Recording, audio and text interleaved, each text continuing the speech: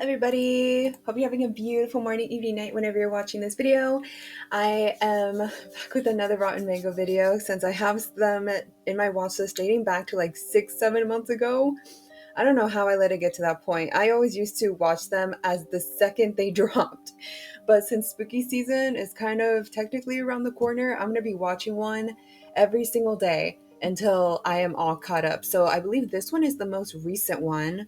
It was released 2 days ago. So the one with the high school boy, he inherits 500 million. That's crazy in high school. Then marries a stranger, which coincidentally 2 hours later falls 10 floors to their death. I see some foul play at works here. Human-sized Stanley Cup. Bada bing, bada boom. A giant human-sized Stanley Cup.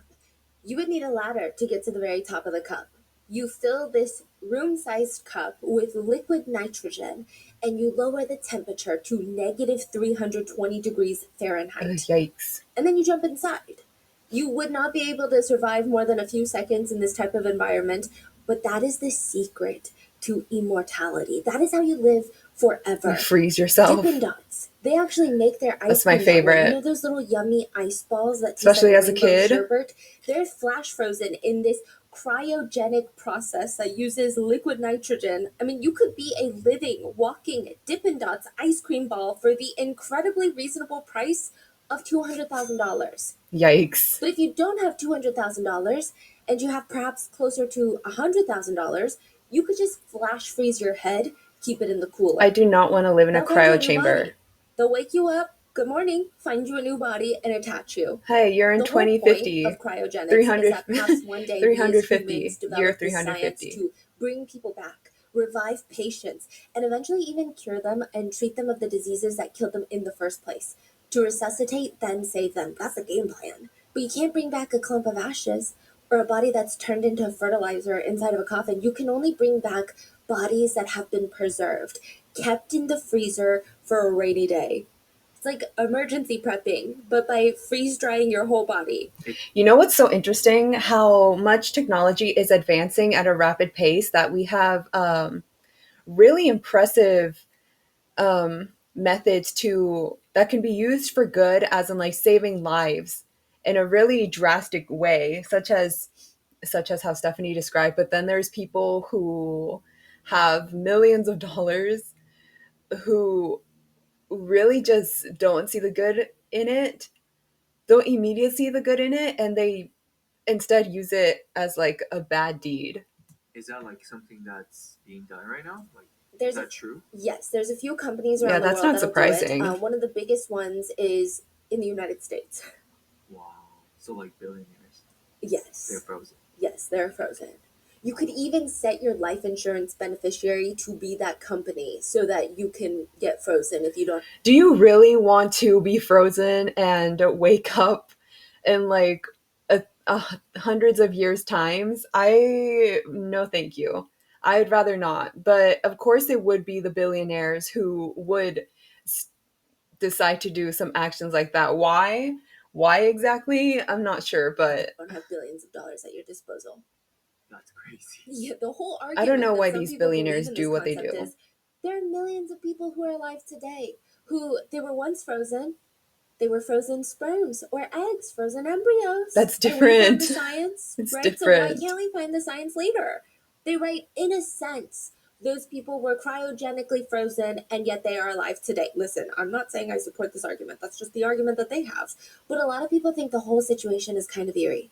First It of all, is. at that price point, only the wealthy have a shot at being immortal. Exactly. Second of all, it just feels wrong. Like it's That going too. against human principles. Why do people have to try and be immortal? Third, Right?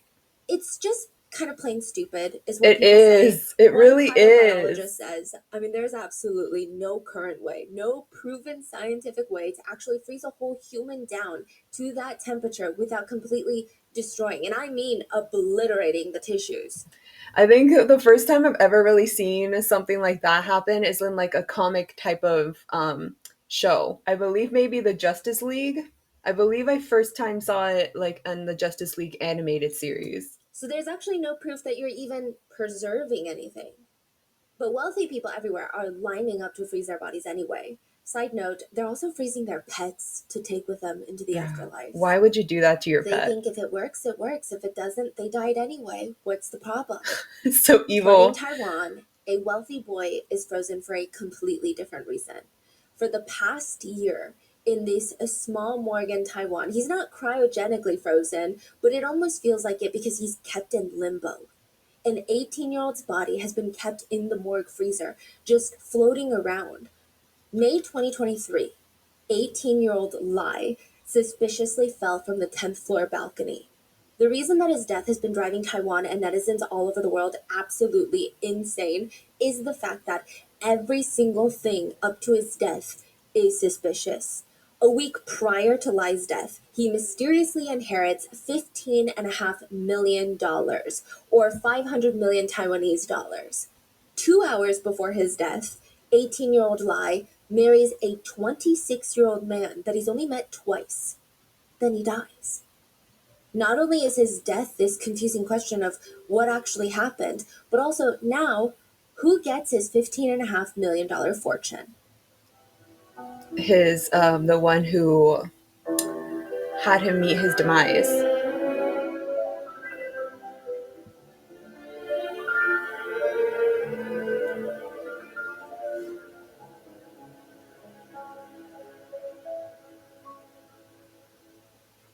Listen, I would not want to be frozen, okay?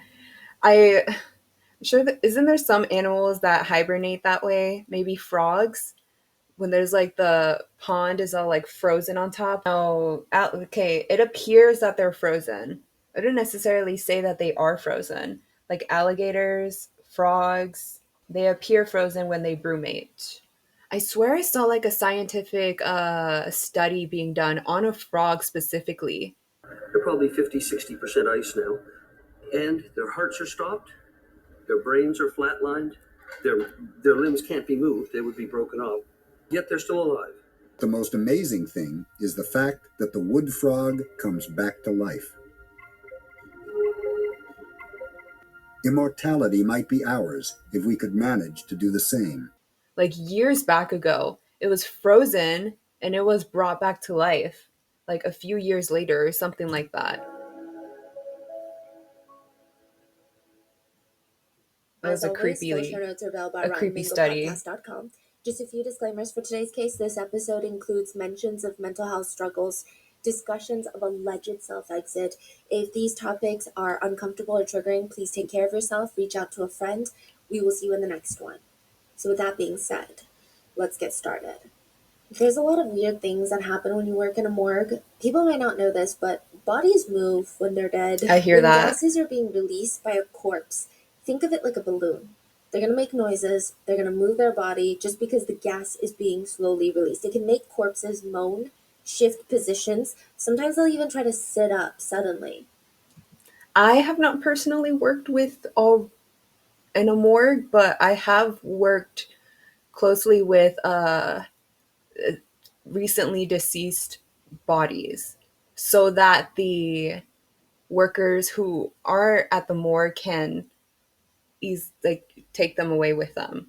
And it sounds like a incredibly eerie and depressing job, but when you're actually doing it, maybe I'm just desensitized to And then it. the smell.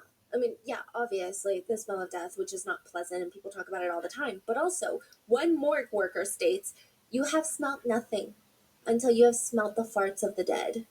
Safe to say, being a morgue worker is not an easy job, but even for morgue workers, this incident in Taiwan is weird. This past week, in this small tiny morgue in Taiwan, it's been pretty busy. The first major blow was a week ago. A neighborhood Grandpa Lai, had passed. Everyone in this town knew Grandpa Lai. He lived in this small 2-story resident building in this neighborhood. I mean, the house is nothing grand. It's like 60 years old, the house itself. But not in the original Spanish-style home, selling above market price, literally in a very humble way. It's 60 years old, and it looks 60 years old. Grandpa and Grandma Lai, they raised their kids in that house. And now they have this grandchild, Lai.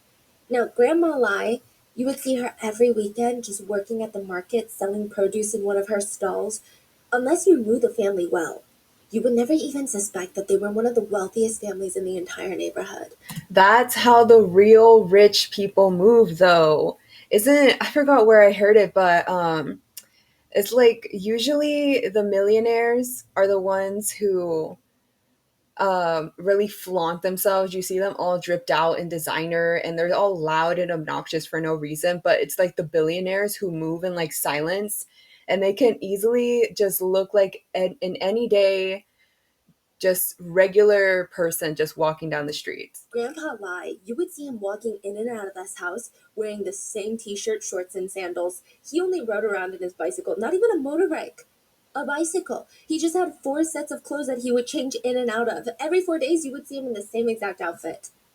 And then when he would shower after a long day, he absolutely refuses to use the shower head. He thinks it wastes more water. So he would instead grab one of those large buckets, collect the water in there, get a pail to collect the water, and then he would use the pail to scoop the water over himself. That way you don't have the water running the whole time. Well, not for longer. Last week, he had fallen in the shower and passed away. Oh His no. body was cremated by this very morgue. That was not an easy case. It was very Wait, sad. what happened? He just fell and died? Yeah, he was very old. He had a lot of health conditions, and then he fell, and I think it made things worse. So Oh, that's why they say when you no. get older, a slip and fall is sometimes a death sentence Yeah, for people. it's really It's- It wasn't anything strange. No, he didn't die mysteriously, but it was overall a very sad case. But in morgues, you become very familiar with death. All you can hope is, well, he was old. Hopefully, he lived a very full life. The morgue director, he runs over to Gao. This is a week after Grandpa Lai has been cremated. Gao is this famous forensic expert. Mr. Gao, you have been doing this for 40 years. I have been in this field for 30 years. Yes, I've seen many cases, but this is not a normal case. This body is very strange. Gao's like, Who is this? Mort's manager? yes, he works at the morgue, and he's like, something weird is going on. I've been running this morgue for the past 30 years, and I'm telling you, I've never seen anything like this. you know something And Gao strange is when like, you okay, see well, it. what's going on? The entries just don't make It's sense. like a gut I feeling. don't understand how this could have happened. Gao is confused. What do you mean by that? This 18-year-old boy fell from 10 stories tall, from the 10th floor balcony. In terms of broken bones, he just has a broken arm. That's it, a minor broken arm, not even a severely mangled arm. I just don't believe that he has fallen from the 10th floor. It doesn't make any sense. Definitely not. But the police are saying he fell from 10 stories tall and passed away. But more than that, this child's grandfather, Grandpa Lai, had passed away a week ago. How would that it makes completely no sense unless from that building you have numerous objects like softening your fall as you go down, like numerous tree branches you hit down along the way, and then you land in like a soft cushion, a really plush cushion. Even then, you would have more injuries, I believe, than just a broken arm. So that is an immediate like WTF. And he just inherited $15.5 million. He suspiciously dies a week after becoming one of the wealthiest residents in this town? Tell me how that makes sense. It doesn't. They decide to alert the next of kin. And when you think of the next of kin for an 18-year-old who passed away, you're thinking father, mother, some sort of parental figure, right? But in this case, it's tricky because this 18-year-old also has a husband. He just got married 2 hours before he died, so who is next of kin right now? May 4th, 2023. So over a year ago from today. The husband was around 10 years 11 older? a.m., the local police in Taiwan get a call. Hi, there's a man. What is the man doing? Like, what's going on? He's fainted on the street near the apartment building. I don't really know what's going on. Just please hurry. It's a very vague phone call. Authorities rush to the apartment complex, and clearly there's a medical emergency. Somebody needs our attention. They run down the sidewalk, and there is a man. I mean, you could hardly say a man. He looks like a boy, a very young boy. And the way that he's collapsed, fainted onto the ground is a bit strange. He's laying mostly on this little grass patch next to the apartment building. His head is a little bit on the sidewalk. He's wearing black shorts, a black shirt, The way he's laying, though, is kind of like one of those crime scene body tape cutouts. He's sprawled onto the ground. Some witnesses state he looked like he was just taking a nap. He laid down on the grass in the sun, fell asleep. That's his posture. But once you look closely, you see he's not waking up. One of his sandals is in the bushes behind him, another one is near his body. The glasses are not on his face, they're laying next to him in the grass. The police look at the guy next to the boy on the ground. He's 30. He's wearing this like red, white, and black shirt. What's going on? Are you the one that called? I live in this apartment building. I was just walking by and I saw him laying here like this and he's unresponsive. So they call in medical professionals. They rush the boy on the ground to the hospital. Doctors try resuscitating him multiple times, but after all the unsuccessful attempts, he is pronounced dead. The police don't even know this guy's name yet. They don't find a wallet or ID in his pocket. He's effectively a John Doe, ready to be taken to the morgue. The official report on the police reads, Lou Dal, which basically just means body collapsed suddenly on the ground. I mean, this is a very vague way of describing an incident. It literally means body on the ground, injured. Maybe deceased, could be from heat exhaustion, could be from a car accident, could be from murder. It's very vague. It doesn't tell you the method or anything specific. It's just a body on the ground. Yet the police conclude that John Doe likely passed away from an accident, slipped from a balcony or the roof, or passed by self-exit. There's clearly no signs of foul play. That's what they think. There's no signs of physical assault or defensive wounds. Nothing. They do a brief, slightly non-existent sweep of the area, get all the witness statements that they can from all the residents that could have potentially heard or seen something, and they call it a day. They're rather nonchalant about this whole thing, but some of the neighbors are not. They're taking this very seriously. One of the neighbors was certain that something very strange was going to happen that day. They could feel it. And how exactly did you know that something was going to happen like this? Well, you know what it means when a snake shows up in your dream? It's just not good luck. It's a bad omen. It's just, we've been having a lot of dreams about snakes. There was one snake who kept following us around, and then there was another snake who was following us around, and then it split up into 3 snakes. One snake split into thirds, and then 3 snakes evolved, and they started chasing us. I mean, it's got to be a bad omen, right? Then the same day we woke up, around 11 a.m., the couple, the neighbors, they coincidentally had been out on their balcony on the 9th floor and heard this loud bang from outside. And they quickly peer over the balcony. They don't see any sort of body. So they are looking over. They don't see anything. And they thought, okay. They move on. And now the police are here. And someone has died. Hold on. Oh, never mind. Okay. I had to look at the title again. Like, 2 hours later, falls 10 floors to death. Yeah, just the way the body was found.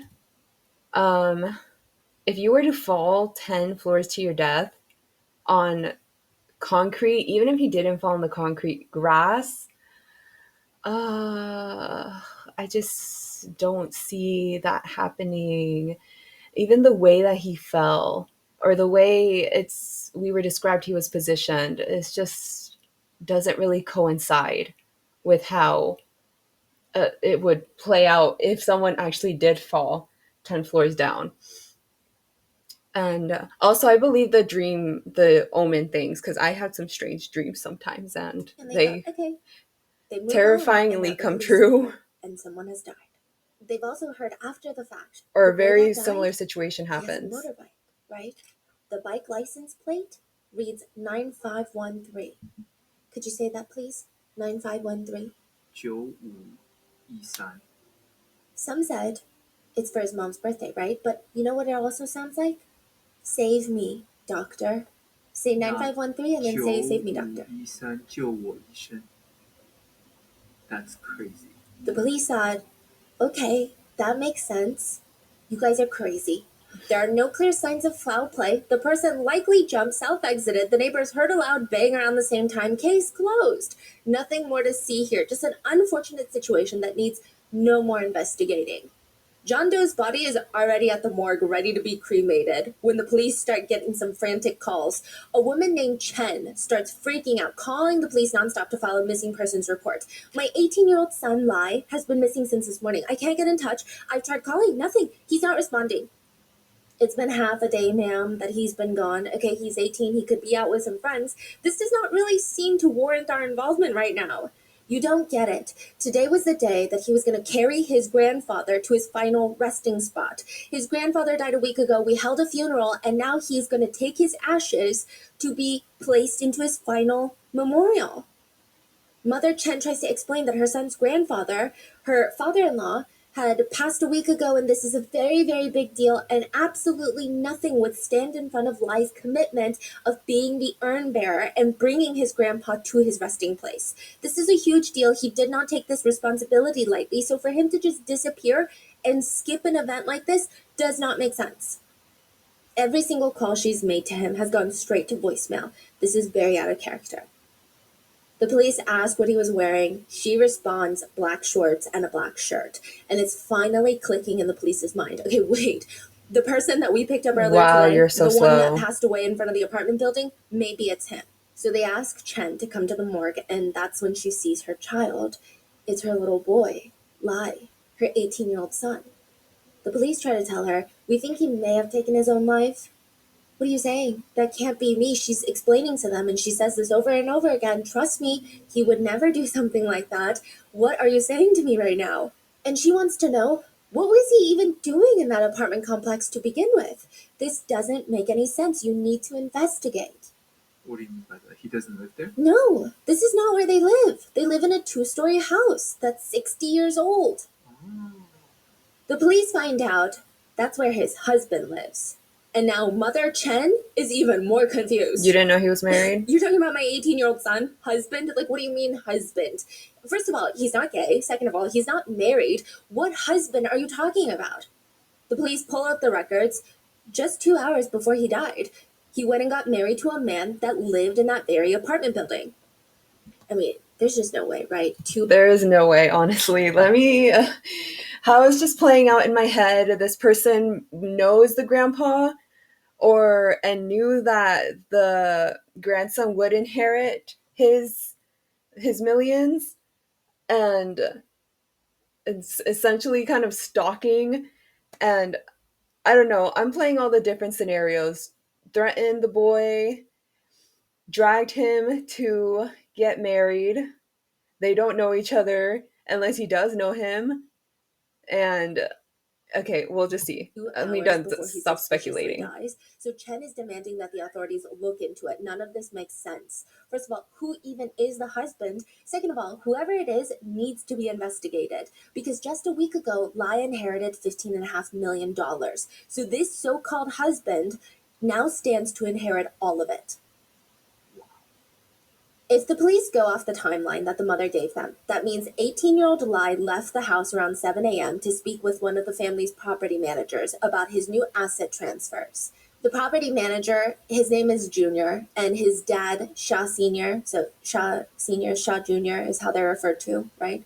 Junior has been working with the family for 20 years. He's 26, but his dad has been involved with the Lai family for the past 2 decades. So this is nothing out of the ordinary. Likely there's going to be a lot more meetings now because 18-year-old Lai has to learn how to handle this massive real estate portfolio. Chen tells her son, be home by 9 a.m. Be back in 2 hours so that we can put your grandfather in his final resting place. But instead, at 9 a.m., Lai is at the courthouse getting married to this 26-year-old property manager. So my speculations are pretty much kind of lining up. This weirdo knew the family for a long time, essentially stalking them, so he knows the personal information with the finances, had some evil deeds brewing just in his head, and he saw an opportunity, and he's executing a Lai plan. is Junior? 18. Yes, the property manager, Junior, is 26 years old. Wait. So, Lai is going to finish the asset transfer. It's pretty much done, but now the property manager is like, I'm going to show you how to manage this whole massive portfolio you just inherited. But instead, they go to the marriage license office, get married. What? It's so weird. I mean, it's just, there's a lot of questions the police want to ask this new husband of Lai's. The first being, why didn't you acknowledge that your husband was the man on the ground when you called 911? This was the man standing next to his body calling 911. He was one of the witnesses in the red, white, black shirt. Why did he not You look mention so at all, remorseful. hey, that's my husband that I just married 2 hours ago? That is so crazy. In fact, the authorities remember asking him, do you know this man? And he said no, he did not. He shook his head and just stood there watching as medical professionals strapped him onto a stretcher and drove him away. He never asked him, what, can I be in the ambulance? Which hospital is he going to? Is he going to be okay? Why would he? He's a complete stranger. I thought the husband definitely would have been there. I thought Stephanie said that there was a person kind of lying on the floor with him, with the 18-year-old boy. I thought the person laying on the floor was like the husband, but I think she said it was like a resident of the building. So the husband was there, but he was just playing stupid. But he's not. He's his husband. Why would you not acknowledge your own husband to the authorities? What are you hiding? In fact, now that the police think about it, there's so many questions to be asked. Like, why would an 18-year-old marry a 26-year-old? Exactly. How long That's have they been dating before getting married? very Why did the creepy. 18-year-old even inherit so much money? Why would an 18-year-old need to own 15 separate properties amounting to a $15.5 million real estate portfolio? Who is Lai, and how on earth is he so rich? See, with age gaps like that, I get really icky because they just turned 18. Well, I guess depending on the country, they have different ages that are considered adult and legal, but it's still in the US, say, okay, 18 versus a 26-year-old. So, sure, marriages can happen really quickly within a few months, but no, that's so icky. That means you knew this kid since they were really little. And you're just telling me suddenly they turned 18 and now there's like romantic feelings? I refuse to believe it. The Lai family has a lot of secrets. But the one thing that's not kept well hidden is Grandpa Lai has a favorite grandchild. He loves his grandbaby Lai. He's even nicknamed him Little Lai. It's argued Grandpa Lai loves Little Lai more than his own children, his other grandchildren. I mean, Lai is the clear favorite. It's not even a competition. But even then, it doesn't make sense that Lai would be the sole heir to the entire family fortune unless Grandpa Lai and his direct children did something very horrendous. So Grandpa Lai has 5 adult children, 2 sons, 3 daughters. None of them got any of his money. It all went to his grandchild, Lai. Does he have other grandchild? Yes. So none of this makes sense. Why did it all go to just one person? And typically, even if you wanted to go to one grandchild, you might give it to your child first, and then when they pass it on to their child. This is not very customary.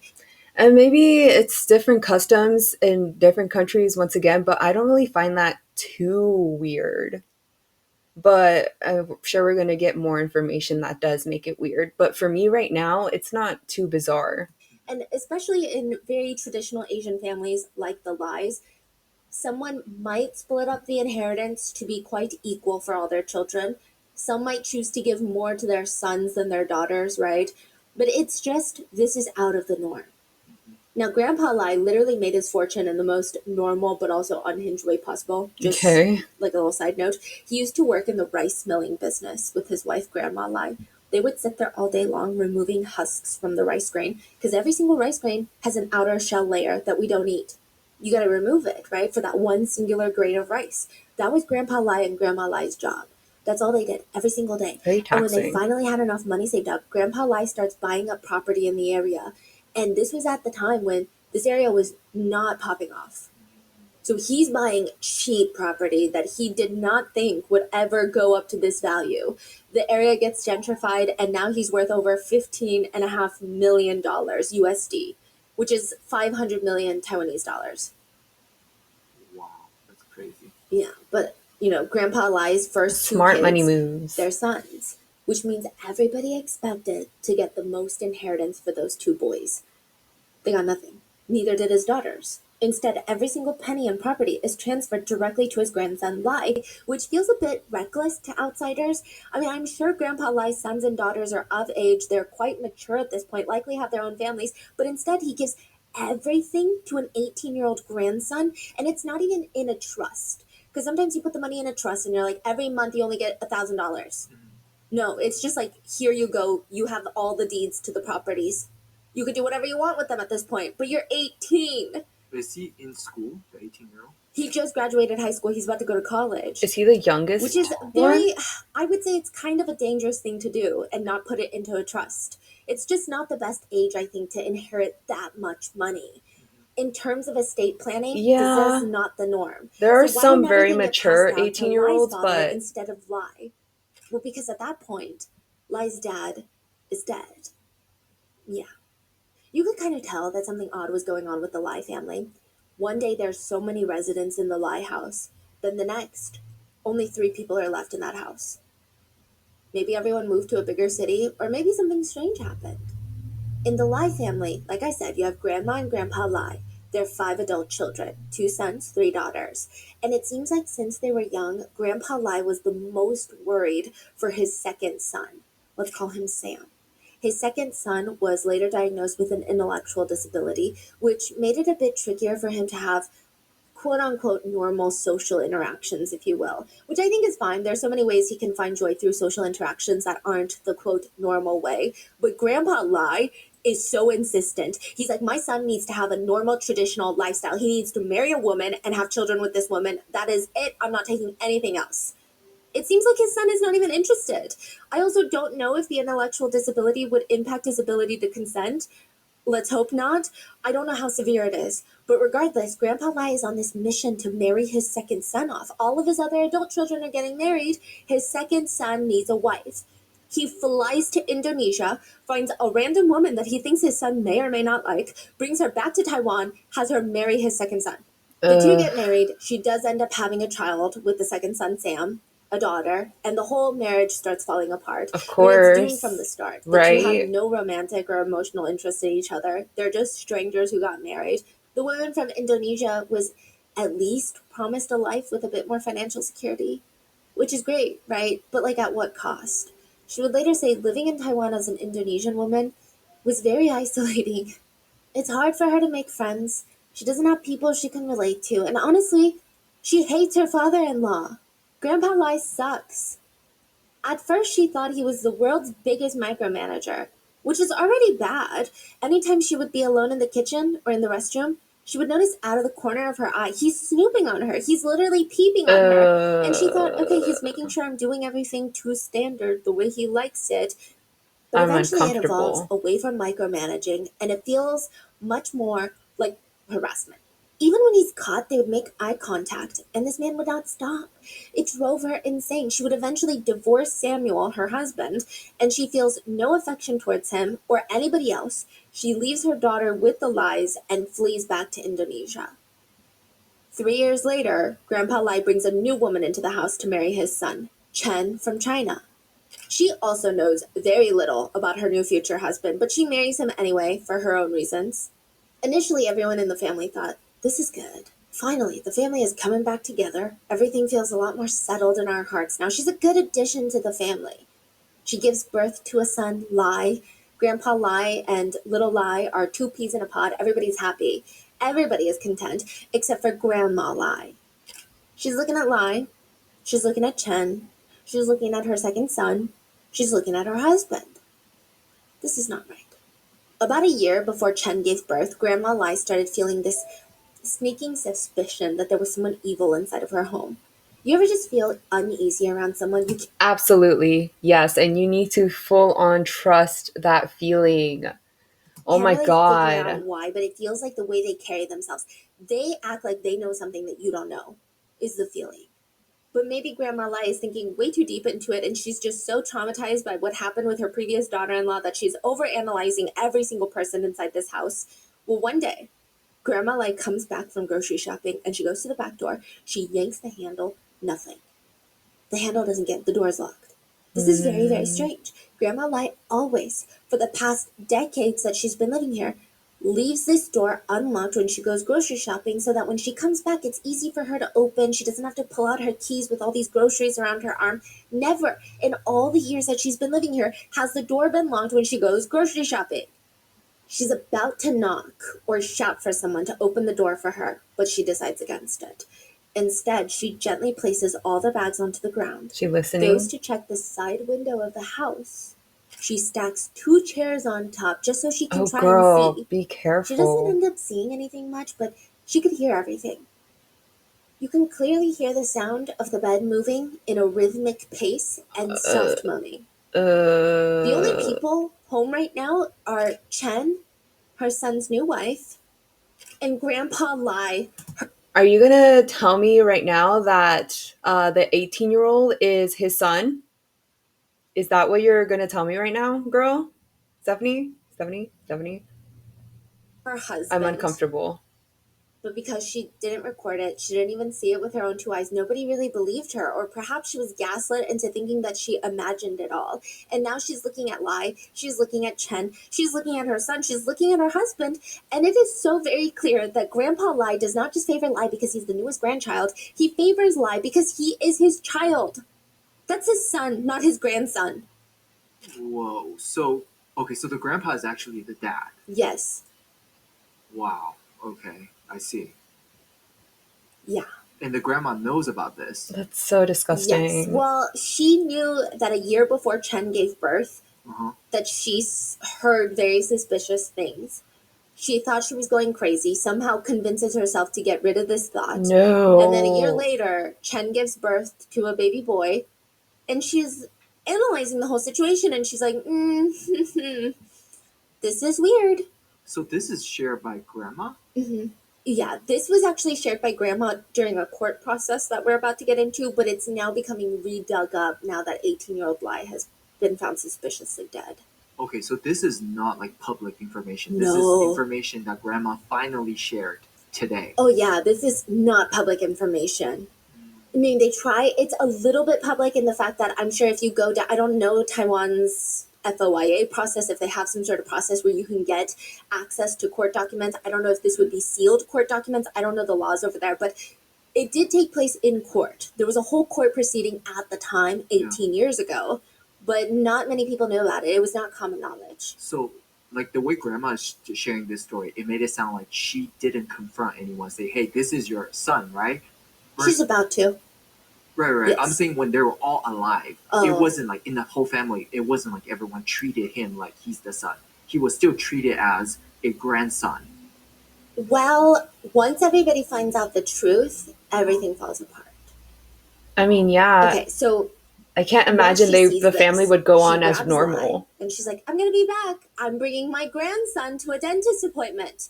On the way there, she's swabbing his saliva, sends that in along with DNA from Grandpa Lai. She is right. Lai is Grandpa Lai's biological child, not biological grandchild. Ooh. This is when, like 18 years ago, Yes. when Lai was a baby, Yes. she does a DNA test. Yes. Grandma Lai wastes no time. She immediately brings her husband to court with this new DNA test in hand. She's not filing for divorce, but rather, she's trying to get her husband convicted for adultery. She's like, you're going to jail. This is where the theories slightly diverge. Some say that Chen, the mom, has always been involved with Grandpa Lai, that he had gone to China, met Chen, started an affair with her, and as a way to get her to come live in Taiwan, and not just in the same neighborhood as him, he's just like, let me take it one step further. How can she live with me in the same house with my wife? Marry my son so that you can get Taiwanese citizenship and we can do nasty things together on the side in the Ew. same house and no one will ever know. Other sources state that just like his son's first wife, Grandpa Lai started making advances towards Chen after she married the second son. But most netizens seem to lean towards the first version. I was just gonna say, just listening to the first version, it's not completely outlandish. There has been other cases very similar to that, but I was just connecting that first theory or scenario when the grandpa was like snooping on the first wife. I was like, he definitely has something for younger women that are like not his wife. So whether the grandpa lured the second wife in with money and security, like marry my son, you get money, you get security, roof over your head, whatever, or the mom is also a little strange in the head. I don't know. So many different One comment things, reads, details. so this whole thing might not be an affair between the father-in-law and daughter-in-law. It's more like a man and his mistress coming up with a scheme to pose as his daughter-in-law by marrying his disabled son so that they can continue the affair? Damn. That's a netizen comment. Either way, ultimately, Grandpa Lai and Chen were fined and sentenced to 3 months in prison for adultery. 3 months. They do their best to hide this from everyone else to make sure nobody finds out that something so bizarrely incestuous has happened in their home. Yeah, that's But so you can't really hide disgusting. it from the rest of the Lai kids. Mhm. The family is not having a good time digesting this shocking piece of Bro, information. I wouldn't either. I would don't even cut think that this people is something off. you can go online and try to get some mental help with. You would need specialized therapy to deal with a Yes, specific level of trauma like this. for sure. Lai's half siblings that he's been calling aunt and uncle for most of his childhood, they felt really betrayed by Grandpa Lai. They say, we don't even know how we should refer to this boy anymore. Is he our nephew? Is he our little brother? They did notice that Grandpa Lai was always doting on Lai, being overprotective, but they thought maybe he's just the star grandchild, the one that always hangs out with Grandpa Lai, so he gets favored. They didn't realize it's because Grandpa knew it's not his grandchild, but his son, until, this trial, of course. They had always been this very tight family that loved spending time together, but one of the adult children of Grandpa Lai said after this announcement, their whole family turned into a battlefield. All the adult children had come back to the house to confront their dad about the news. One of the daughters said, my father refused to come downstairs and wanted us to leave. I told my father that since the child now calls him grandpa, if he and his daughter-in-law have another child in the future, what would they call him? Before I could finish, my father got so angry he threw a flower pot at me and tried to attack me. Bro, the kids should be throwing flower pots at you. Are you kidding me? I thought he'd be like, I don't want to come down because my kids are going to beat the shit out of me. And mother intervened, which resulted in my father chasing us all out of the house. Eventually, the family reaches an agreement of sorts, if you can call it that. Grandpa Lai would stop his adulterous relationship with Chen, and he will transfer property to Grandma Lai. Grandma Lai does try and get Chen to leave her family, but allegedly she states Chen asked for nearly $1 million in order to leave. Grandma Lai decides, if that's how it's going to be, I'm just going to leave. Grandma Lai leaves the house, but she never divorces her husband, and this is important later. And from there, the family just starts drifting apart. Grandma Lai never speaks to her husband again Grandma's unless the it's through a glue. representative. Grandpa Lai's relationship with his kids are never the same, and he course just not. chooses to live in that family home with Chen and his new son Lai for the next 18 years. So it's Grandpa, Chen, and the grandson, So technically, grandpa, daughter-in-law, and son. or mom and dad and son. But does the Yeah. grandson calls him grandpa or dad? He keeps calling him grandpa because that's what he's used to. But it does seem like he knows that's his dad eventually. I don't think he found out when he was a kid. I don't know how long they shielded him. Yeah, that'd be really weird information to get as a kid. Like, how do you digest that? I don't think you can. You can't really register that type of information as a kid. I don't know how I would feel about that if I found out about it. I can't even imagine that type of scenario. Another theory I had, I don't think it's what had happened, but I'm just putting another theory out there. If it's the mom who had something to do with this foul play. But it's a little unclear. But he does eventually find out, but by that point, I don't think it has so, been long but enough of calling him grandpa that he doesn't stop. Now, side note, during this point, Chen's husband, so Grandpa Lai's second son, ends up passing away. He wasn't in great health. He had liver cancer before this whole family found out what was going on, so it seems like he passed away before realizing what his father had done. From the outside, because he passed away, everyone just assumed it's Grandpa Lai living with his deceased son's wife, the widow, and his grandchild Lai, helping raise him since his son is no longer around. But in reality, like I said, he's living with technically his mistress and their son. He'd also quietly adopted as his own son. This is where the case gets even more strange. There's a Chinese saying which translates to dirty family secrets stay home. Essentially, don't air your dirty laundry outside. The Lai family sticks by this rule. Nobody talks about it outside. The only people outside of the attorneys, the court, the judges that know this dark family secret, they know that grandpa and grandma are no longer together, but that's about it. The only people that know the truth that this is Grandpa Lai's actual biological kid are Junior and his dad, the property managers, because they're the notaries for Grandpa Lai for the past 20 years. They're also his estate planners. If anyone is going to be trusted by Grandpa Lai, it's going to be them. So not only do they know that Lai is Grandpa Lai's biological son, but they also know that Lai is going to be inheriting everything after Grandpa Lai's death. They know that the other grandchildren, his other kids, his wife, they're getting nothing. They are aware of the fact that Lai is going to be worth over $15.5 million And the they start moment that Grandpa Lai scheming. dies. Okay. And interestingly enough, a week after he dies, Junior and Lai get married. So people have this question of, well, maybe it's love. Maybe throughout all of this, they maybe end up not. falling in love. Like, why wouldn't that be a case? Why is it so suspicious? Is that even up for debate? You know? Okay, let's just say that was the case. I still Be a find case. it incredibly icky that he just recently turned 18 and this 26-year-old must have been like oogling over him. Ew, I just can't. No. It's still very criminal. It doesn't settle well with me. So Why is no. it so suspicious? Is that even up for debate? You know? But then why would Lai be dead? Was it some sort of freak accident? Was it self-exit? Is it murder disguised as a self-exit? What's going on?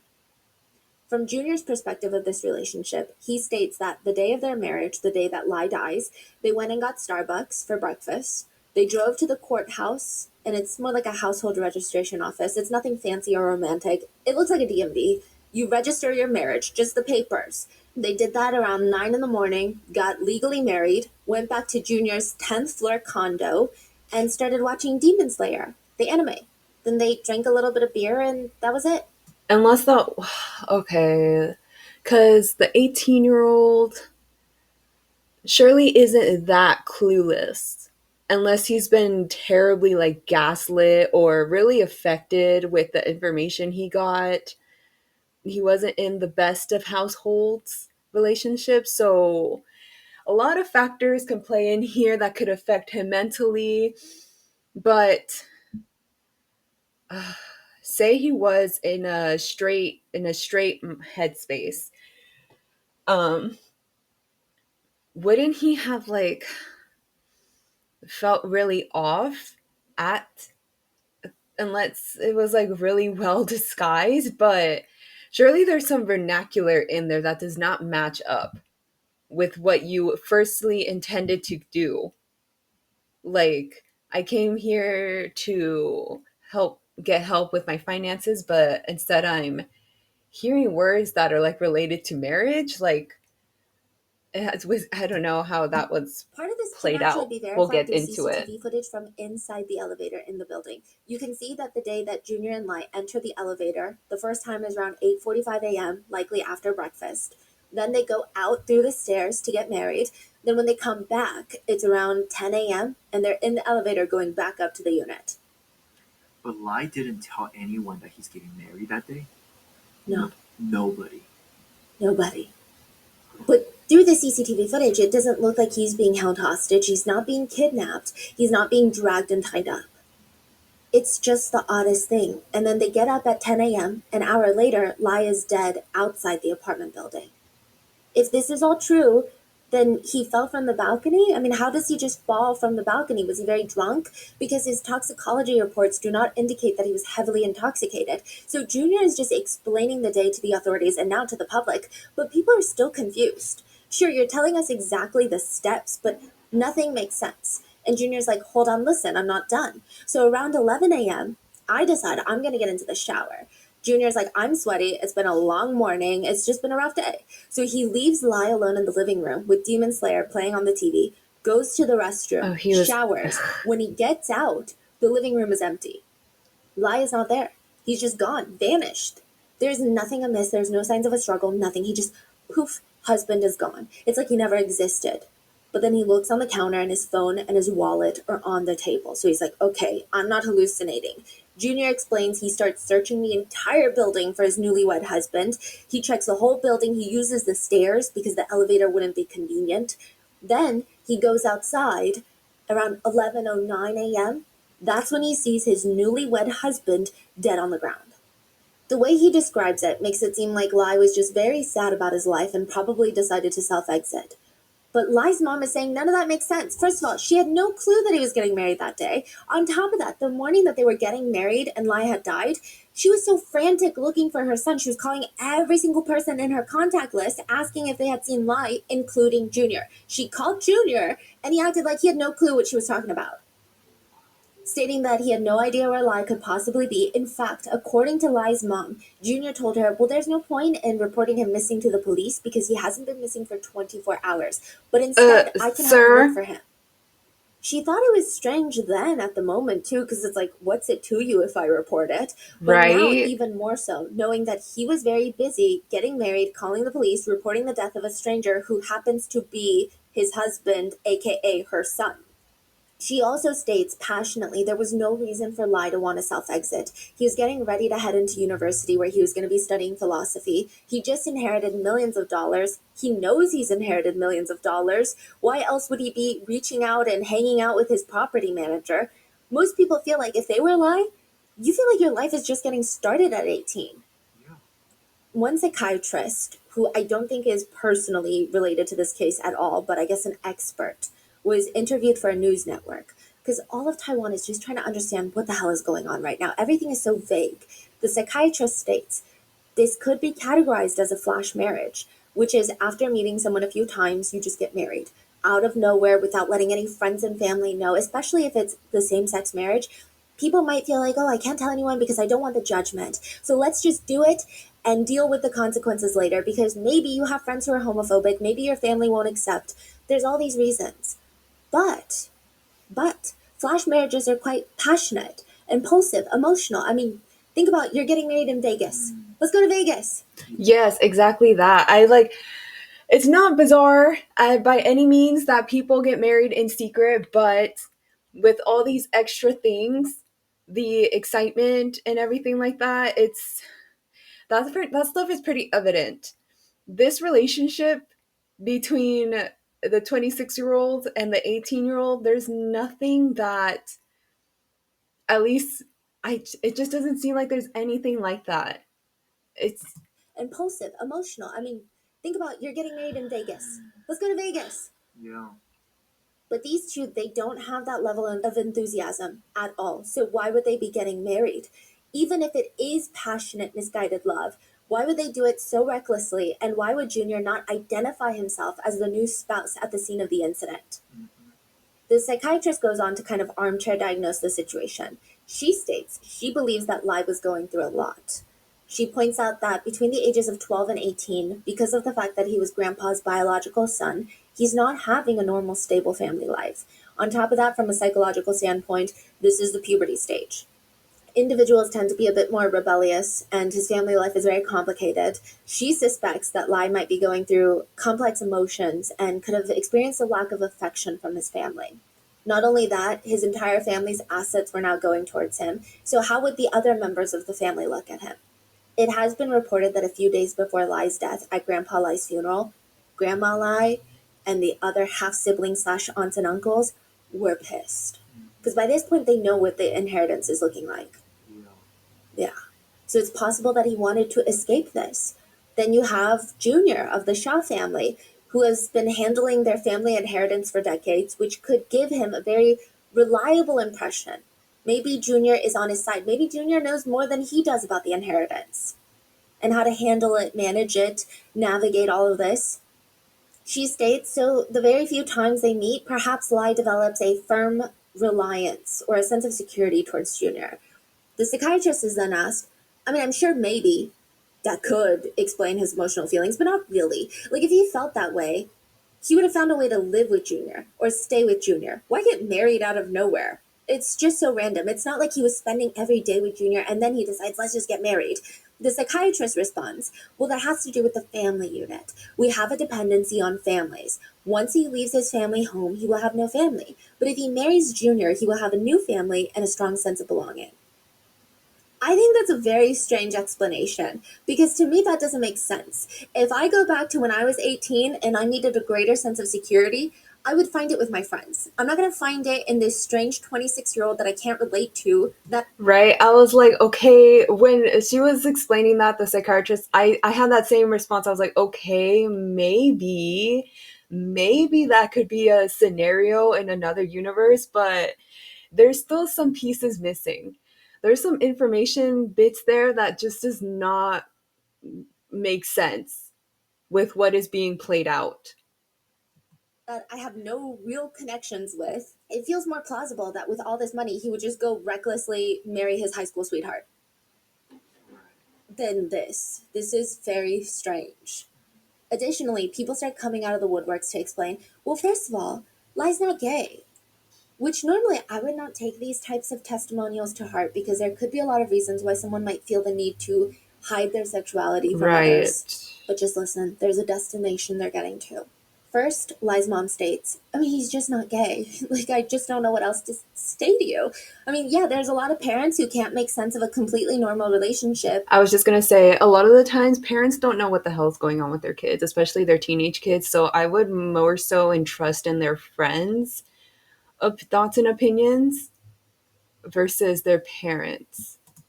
But truly, he's not gay. Lai's teachers have come out to say that, well, recently, I don't know if we can say that he's not gay, but recently, we do know that he had a crush on a female classmate of his.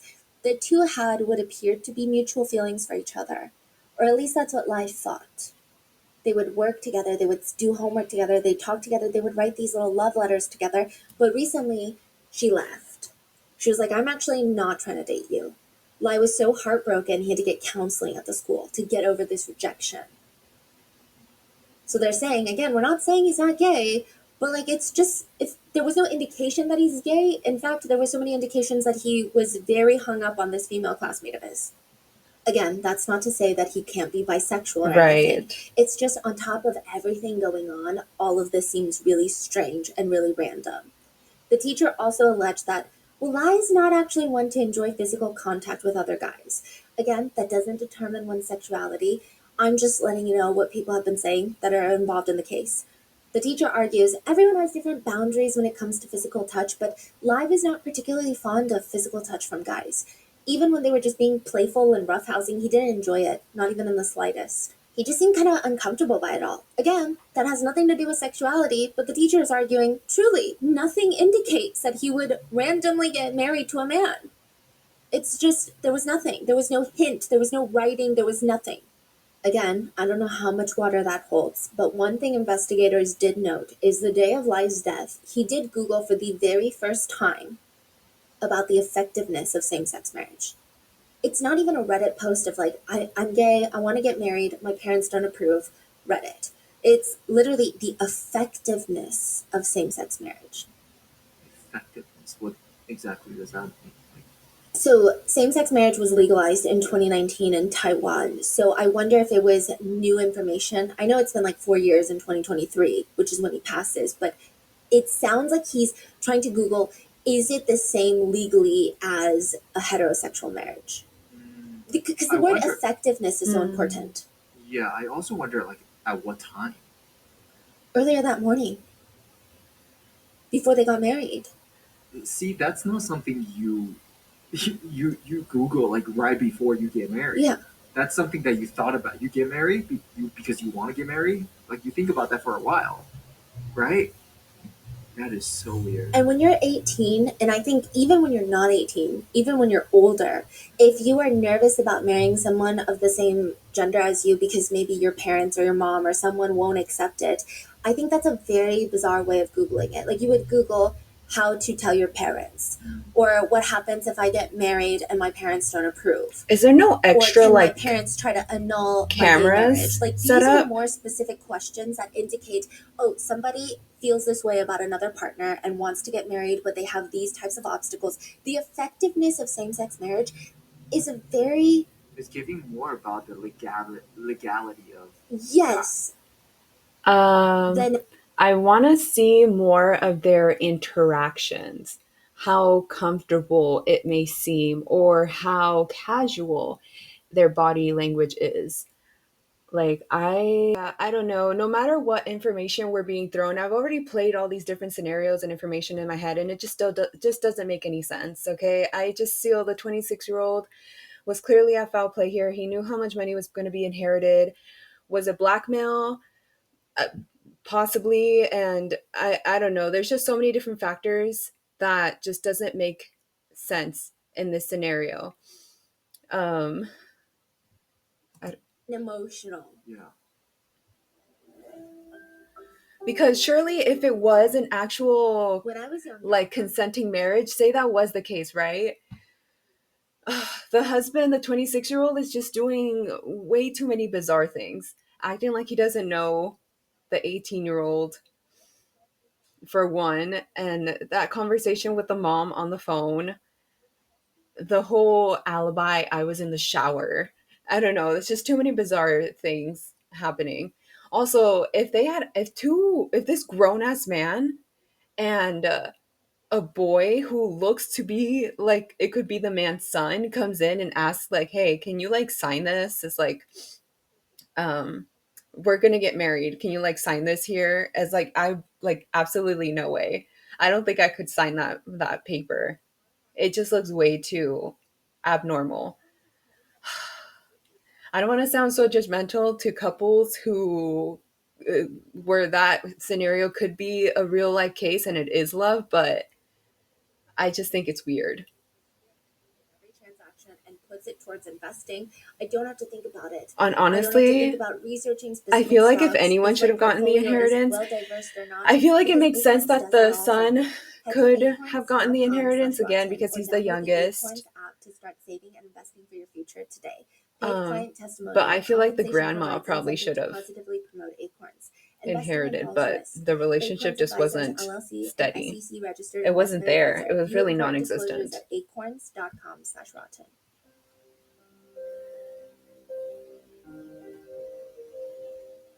Now, you know the Reddit or Instagram page that's like siblings or dating. How do Oh my god. I haven't played that game myself, but I've seen some other streamers play it, and these couples are, it's such a weird game. They look like they could be siblings, but they're dating, and then that falls into the theory that people date people who look just like them. how do you think people can tell when two people are siblings versus when they're dating? Like, what do you think is the key difference? Some self-proclaimed experts of siblings or dating, they say that it's all in the body language. Yes. I mean, obviously, if they're making out, they're dating. But when it's not so obvious, there are still these small, minor body Yes, language it's very indicators small. that subconsciously people take in.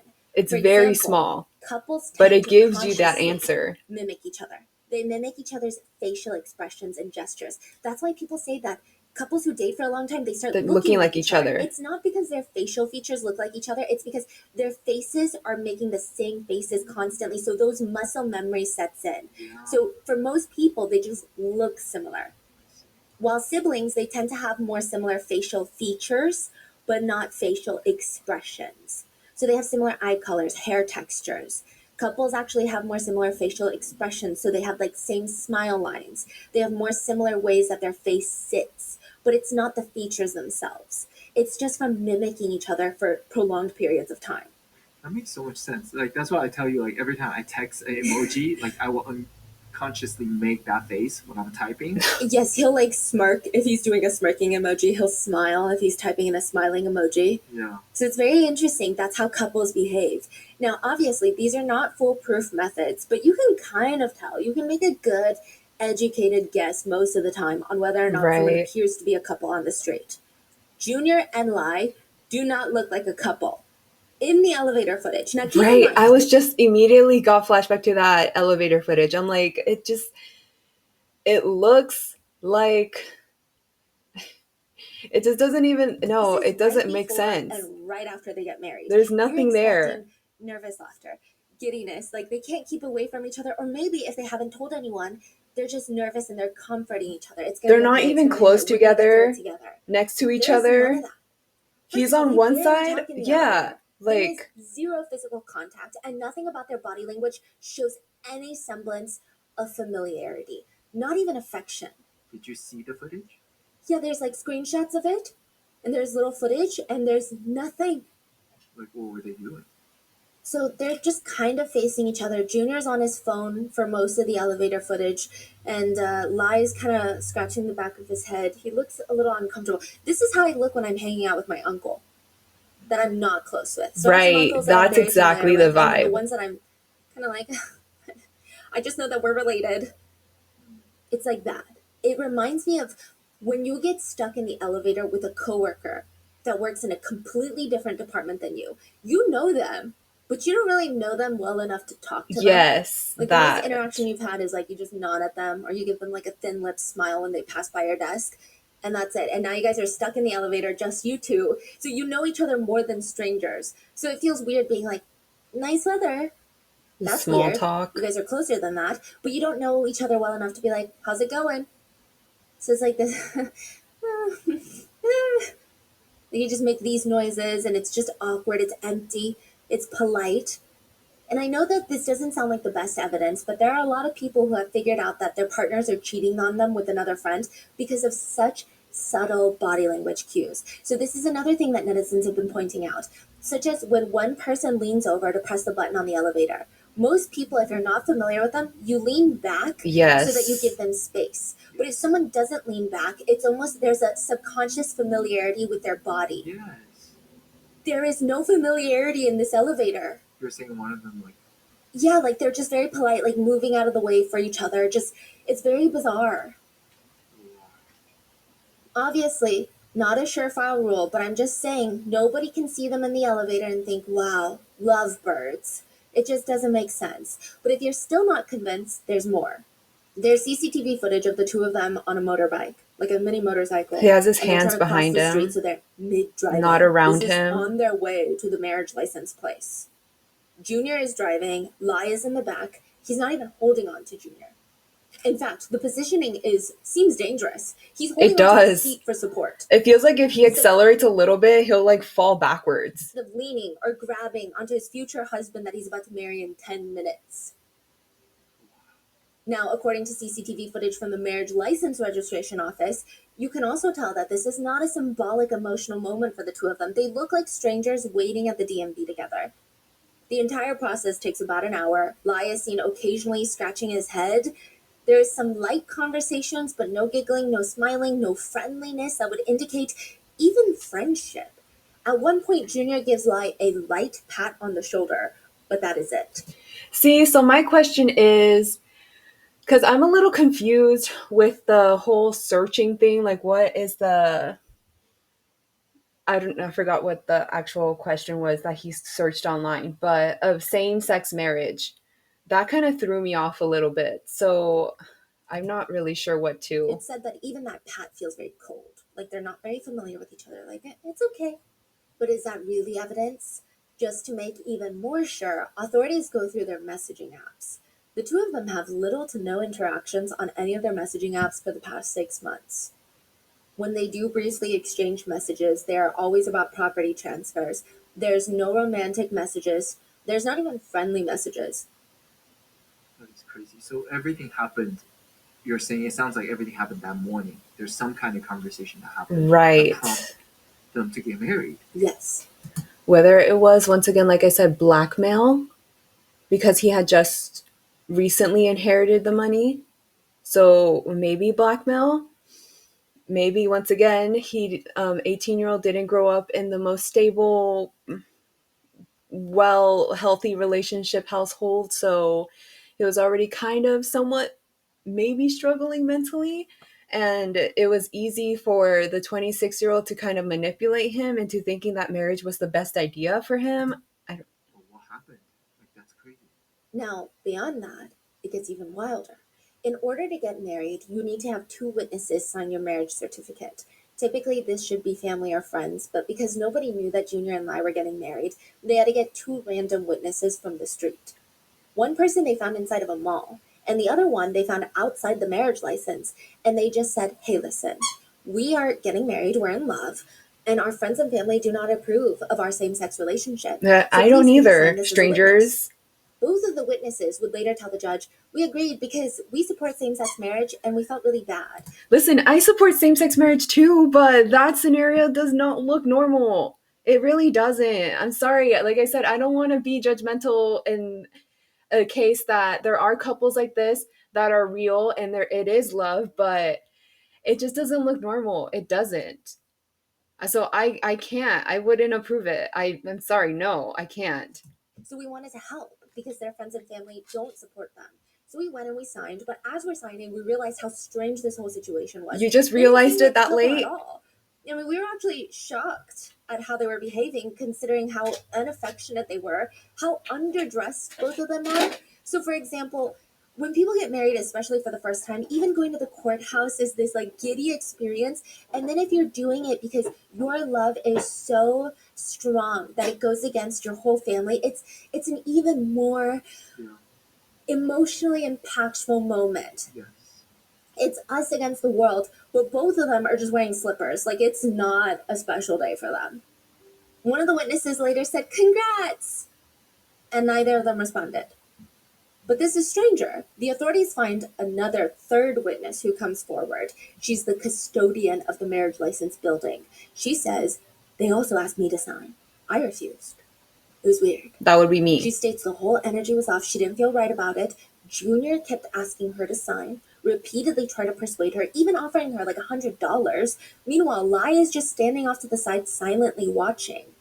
She said, "Even if they gave me $1 million, it wouldn't make me sign as a witness. I was worried, and I felt guilty if something were to happen." Kid, literally blink twice if you need help, because I Now, would additionally, not Junior sign. doesn't even show up to Lai's funeral. So how can you say that this is a passionate, rushed marriage between two parties in this maybe emotionally fragile state that Lai just lost his grandfather and he wants to marry the love of his life or who he thinks is the love of his life? It's clearly not that. It's very clear that is not what happened. In the CCTV footage, like I said, neither of them seem excited, but also, Lai doesn't look like he's being forced, at least not physically. Also, Junior has a girlfriend. So, You're kidding me. yeah, so why Don't they would he always marry do? Lai? Yes. Girlfriend, speak up. No. People found out that he has a girlfriend, and they have not even confirmed nothing. So why would they get married? It just doesn't make sense. And why would he end up dead 2 hours later? Lai's mom takes immediate legal action. She sues Junior and his dad in a wrongful death suit. She wants to get the marriage completely thrown out. She states that it's very clear the motive for the marriage and his death immediately after is for the inheritance. She requests assistance from the courts to make sure Junior is not allowed to leave the country. She's hired her own forensic experts, including Gao, the original forensic pathologist we were talking about earlier in this Hey, story. let's go, She's trying to Mom. figure out what the hell happened to her son. I mean, she just believes there's no way. This feels like murder to her. Authorities have also started their own investigation into Lai's death, and after interrogating Junior, they hold this press conference where they state there was no foul play involved in Lai's death, no suspicion of criminal act. Bless you. These cops are always just so incompetent, huh? I'm sure maybe the information comes out later as more people start opening up, but even as a stranger, maybe across the country, just listening to this story, we can just tell like this is weird. Activity and no necessity for an arrest. Junior would be a free man. He's free to go. What do they think it happened? They think that he self-exited. What? According to prosecutors, it seems like Junior's supposed version of events is this.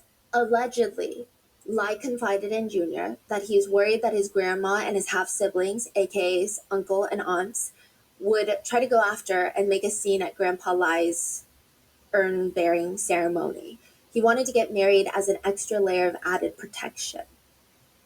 So Junior is saying, Lai wanted to marry me. He's saying, hey, I have all this inheritance in just my name. I'm scared they're going to try to come after me. I don't know what to do, but you're the property manager. You know exactly what you're doing in this realm of law. So why don't we get married so that you can help protect these assets even more for me? That's what. But why would he self-exit? That makes no sense. Like, you know this person, but you don't know this person. Why would you just randomly leave them with the inheritance if it was a self-exit route?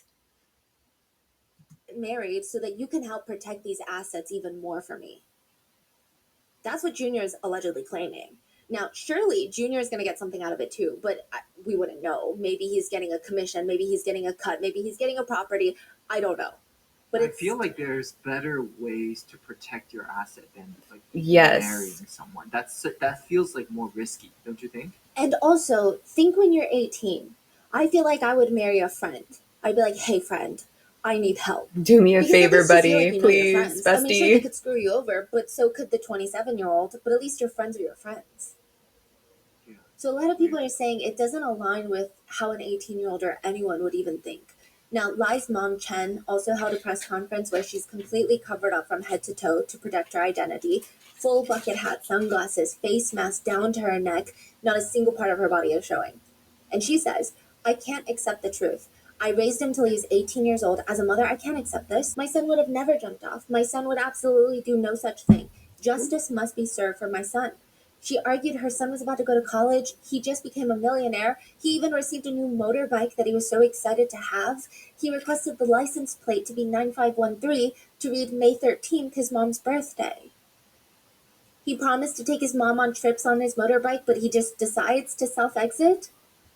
Lai's mom is stating it just doesn't make sense. Junior was one that was insistent on seeing Lai that day. She said he kept saying, you gotta come, we gotta talk about it, but Lai had to go to the service for his grandfather. Why would this be so urgent? If Lai was the one that wanted to do this, why was Junior pushing so hard to see my son that day? Enough to the point that he comes to pick him up at 7 in the morning? Lai's mom and her representatives have stated that the motive is crystal clear and that if anybody understands the laws of inheriting property and assets, it's going to be Junior and his dad. Right. She proposes, if it is true that Junior and Lai married out of love or by Lai's request, and Junior's not getting the inheritance, then Junior should volunteer to undergo a lie detector test and voluntarily waive his claim to the inheritance as proof of love and as proof of he was just doing Lai a favor. He has no motive to murder Lai. Junior has since then rejected all suggestions. His father, Shah Sr., has spoken out and said, thank you for your concern. We are fully cooperating with the prosecutor to clarify the facts and issues. As for the external speculations, whether or not they are correct, we are unable to respond at this time, since the matter is now under judicial investigation. Thank you.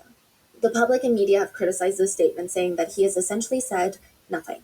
But beyond pure skepticism of, yeah, this is weird, it doesn't make sense, there's a lot of other reasons that netizens are untrusting of Junior.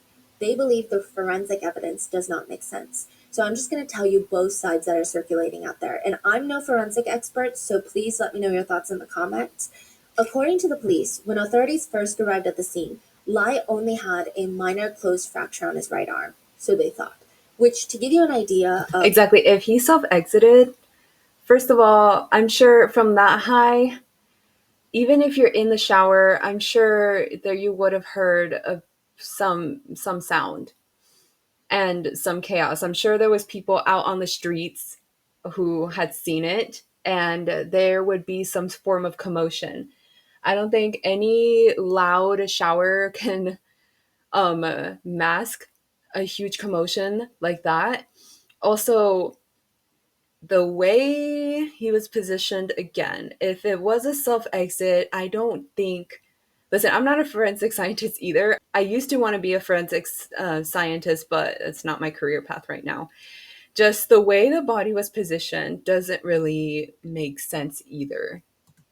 Of the extent of that kind of injury. Also, the reason I paused it, you don't have to be in the medical field or anything like that to know that a fall like that wouldn't do just more harm than just a minor fracture on the arm. There would be some more evident body harm. There would be some internal body harm as well with such force and impact.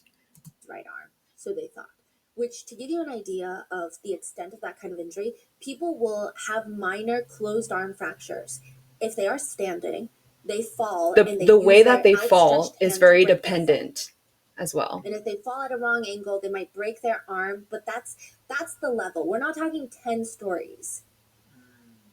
So, okay, I see. Wait. It's like a minor fracture. Yes, a minor closed fracture of the arm is just inconsistent, many people will say, with a fall from the 10th floor, which would likely result in much more severe injuries. The second thing is, the forensic expert hired by the family to analyze the scene, Gao, he states not only, but his body is too close to the building. He was found on the ground 6.5 feet from the building wall, but the second floor has this protruding platform. Gao believes that Lai should be at least 13 feet away from the building. Yes. About double the distance he's actually found Okay, from the yeah. building, if his calculations of projectile motion are accurate, which I don't know how accurate any of this is, and if it can be used as a strong point, but it's just weird. Gao also mentions the absence of panda eyes on Lai's face. So panda eyes are when you have blood pooling in the eye sockets, like the blood vessels around the eyes, and it looks, in America you call them raccoon eyes. And it's from bleeding in the skull, which would lead to this, or just Right. periorbital bruising is what it's known as. And it's commonly caused by basal skull fractures, which is when there's a break in one or more of the bones at the base of the skull. Now, Gao argues it's pretty standard from falls of this height, especially if it's result of a fatal fall. And basal skull fractures are one of the most common causes of these panda eyes, because now there's bleeding in the skull, which is then it pools the blood near the soft tissues around the eyes, causing those. Yes. Now, this part I will say doesn't make the most sense to a lot of netizens who are in the medical field. So if you look it up, panda eyes will develop 1 to 3 days after the skull fractures. By this point, Lai has been deceased, and it is very unlikely that a deceased person will form panda eyes post-mortem. Bruises occur when blood escapes from damaged blood vessels into surrounding tissues, and that requires blood circulation. Your blood must be pumping for bruises to form, which stops after death. Now, others have argued that it's still possible for him to have formed these panda eyes around his face before his death. Another key argument here is there doesn't seem to be extensive blunt force trauma directly to Lai's head. So Gao and a lot of people wonder, then how is it possible that he suffered from such blows to the head that it killed him, but you don't see extreme skull fractures or blunt force trauma to the head? Gao also brings up the point that there was not a lot of blood on the ground where Lai had fallen. He believes that it just doesn't make any sense. I mean, considering how far he fell. But even stranger, Gao argues, is the fact that not only was there a strange lack of blood, but the grass beneath Lai's face had died. The rest of the grass where his body has landed, the grass is fine. To Gao, that indicates, or rather suggests, that perhaps Lai had been poisoned prior to his fall, or being placed there. Perhaps some of that poison had slipped out of his mouth, maybe he had vomited, causing the grass to die. He says he was laying on that grass for less than 10 minutes before being found, but after his body was moved, the patch of grass wilted. You know that grass is very strong, don't you? How could it wilt? He was on the grass for less than 10 minutes. But if there's throw up, wouldn't you be able to identify that very easily? But he's saying the police didn't care. So they just picked him up, took him to the hospital, didn't really investigate the scene. So we wouldn't know if there was throw up or not, really. He also points out the fact that other grass where the rest of Lai's body had fallen, all perfectly healthy after they removed his body. Only the part near his head was wilted. He also argues that there should be some slight indentation markings around the ground where Lai fell, because the impact of him hitting the ground should have made some sort of marking on the soil, but there was none. So of course, that could heavily depend on soil type, grass thickness, moisture content, on whether or not there should be indents caused by Lai's supposed fall. But he also claims that he found suspicious needle markings in Lai's right arm. Wait, so he's arguing that Lai didn't jump out the window? He's arguing that Lai was probably killed before his body was either thrown out the window or placed on the ground to make it look like he jumped. But if he was thrown out the window, there will still be, fractures and... He thinks that he was thrown out a lower floor window. Yeah, there's a lot going on. So the theories are not, I would say in this case, no theory is clean cut. Every theory takes a little bit of mental cartwheels to be like, I guess I could see that. I guess I could see that, but nothing is like, that was my that whole sounds thought throughout this really whole plausible. video. It's just very strange. So ultimately, Gao's speculation is mainly due to the presence of what he believes are suspicious needle marks on Lai's right hand, that Lai might have been killed beforehand with some sort of poison. He also points to bruising on Lai's right hand. He thinks the bruise might have been caused prior to his death, which maybe he was trying to fight back. Maybe it's a defensive wound. Then he's thrown not from the 10th floor, but possibly the 3rd floor of the building. Like, why? Why would someone take him to a lower floor if he's already deceased? Gao suggests that if someone threw him from a higher floor, he would have sustained way more serious injuries. The more serious injuries are, the more seriously police take a case. That's what he argues. But if someone has minor injuries, they're deceased, there's a clear, quote, reasonable explanation to what happened to them, then it's not murder, they can quickly close the case, That's weird. is what he's arguing. That's So wrong. it's likely that he was thrown from a lower floor to quickly close the case and move on. That is what Gao is arguing. Yeah, I will say the forensic evidence on this case is not as strong as the logical evidence of it just doesn't make sense that he got married and then 2 hours later he died. What does it Forensic seem evidence like? is kind of like, I can see both sides. Why does it seem like we're and not going to get clearly an he answer? is suspicious. Like the way he's acting afterwards, Yeah. everything is so. Why not just interrogate that guy rather than, like I don't know. It's just, yeah, it's a little weird. Gao also does point out there are inconsistencies in Junior's behavior. He argues it's not normal. No matter how you try to spin it, it's weird. So first of all, he acted to authorities as if he did not know Lai. He's just standing there off to the side watching. Gao argues this man was the man he had just married, but he pretended not to know him. He didn't say anything. Then later, when Lai is taken to the hospital and labeled a John Doe, he still does not come forward to identify the body. And if you know anything about Taiwan and a lot of different cultures, even in America, there is this symbolicness of putting someone to rest. Like, you don't just leave someone unidentified in the morgue. It's so traumatic for loved ones. Yeah. So okay, he doesn't want to identify it because he doesn't want to be associated by this. Yes. Right? Like they will very quickly find out. Boom, you guys got married. So he want to hide that Mm-hmm. as long as possible. Yes. But even that, you were spotted on camera. Like, you were the last person spotted with him that day before the incident. So you, even if you don't want to be tied in, you're tied in. We have you on video footage. Want to hide something unless there's something suspicious. But then some of the other people, like, because there's so many theories floating around, but some people say even that is weird because he's hiding it now, but he can't hide it when he tries to get the inheritance. Right. I think he maybe just want the body to be cremated or something. Is what a lot of people think, yeah. It's just so weird.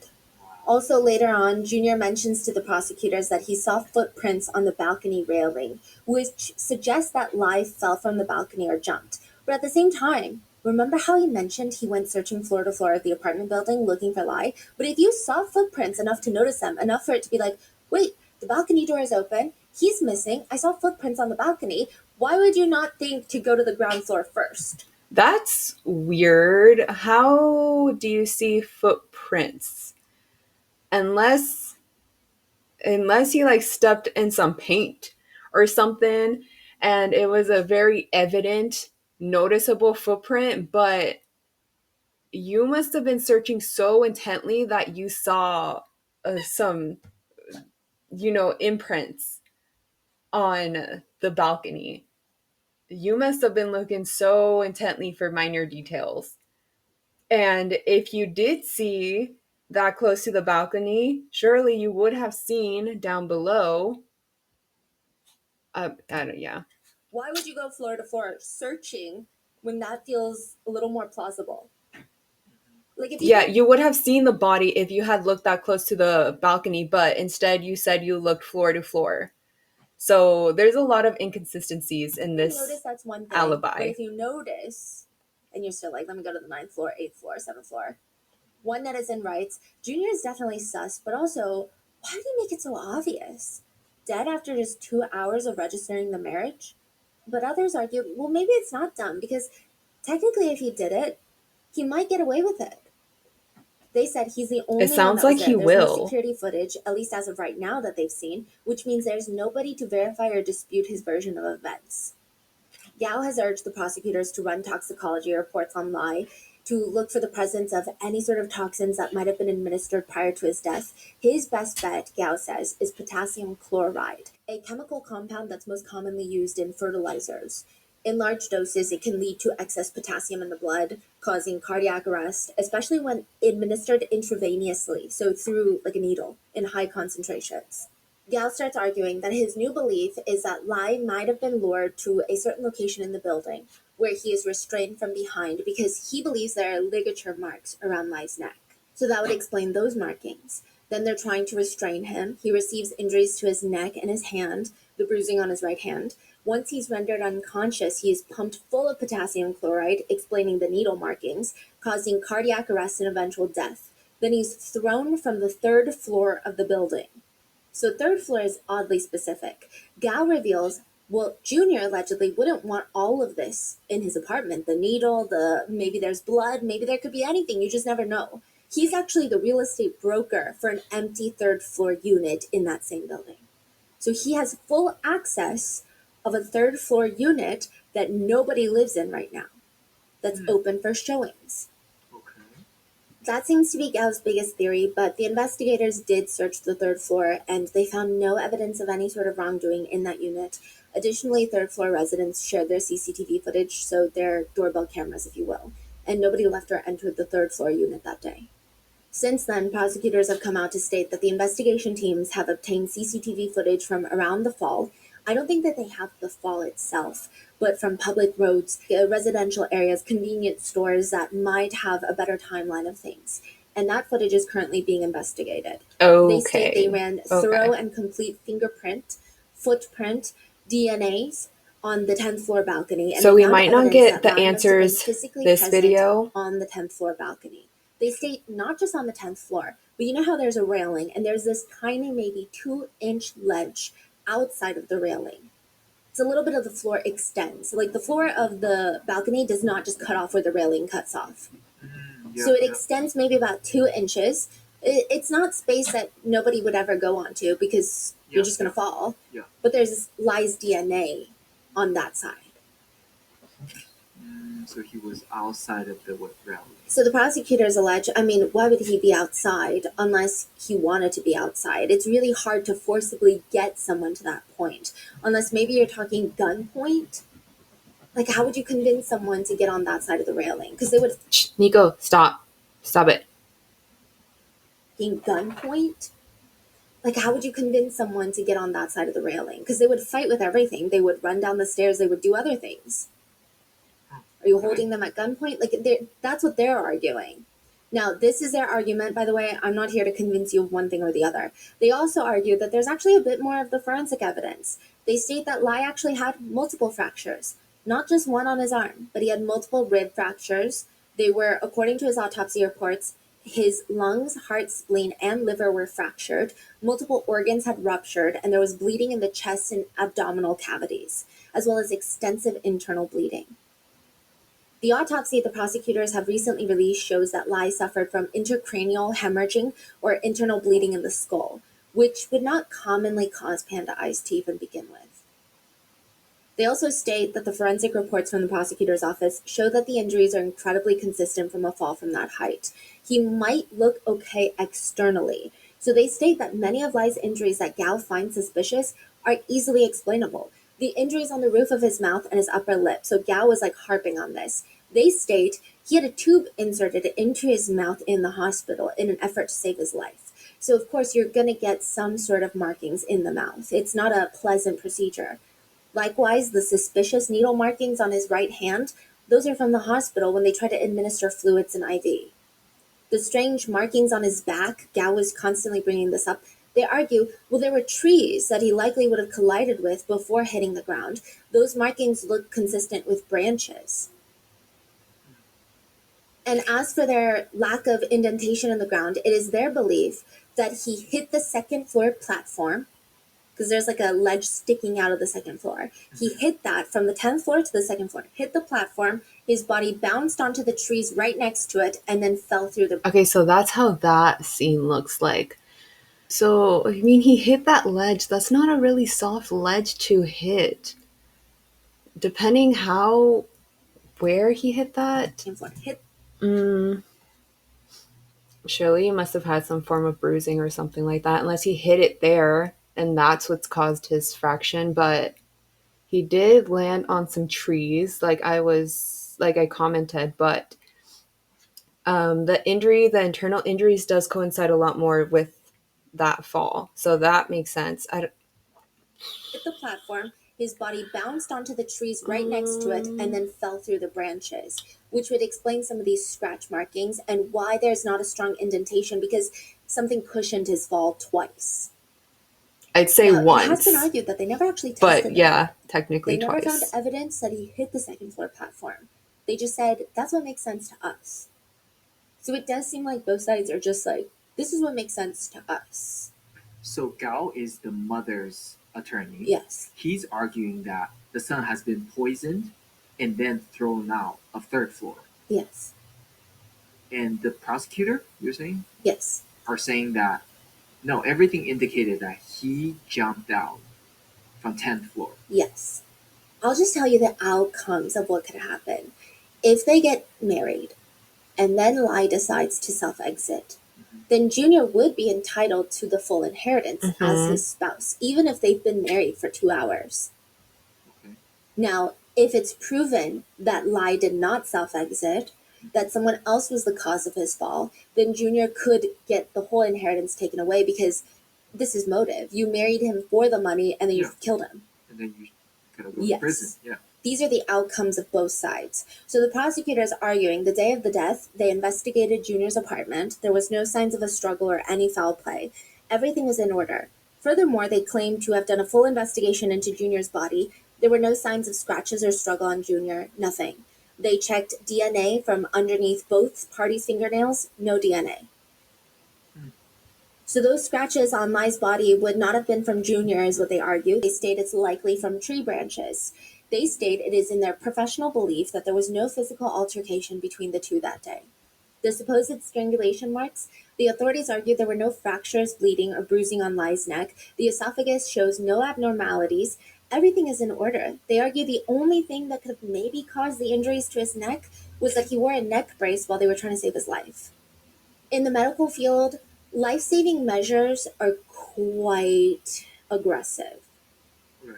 So Yes. there are a lot of injuries that happen when someone's life is trying to be saved. Right. Like when they're trying to do CPR, it could. You could break a rib. Right. Like it's really intense. Yeah. So they're saying it's the neck brace. It's the tube that was shoved down his throat. It was the IVs that they're just rushing and stabbing into his arm to try and save him. Like, these are what these injuries are from, which then should sound like a shut and done case, right? Like, why are we talking about it? But there's more. They say they ran blood tests. There's no substance. No, because even that, I still consider foul play. It doesn't cut the case. At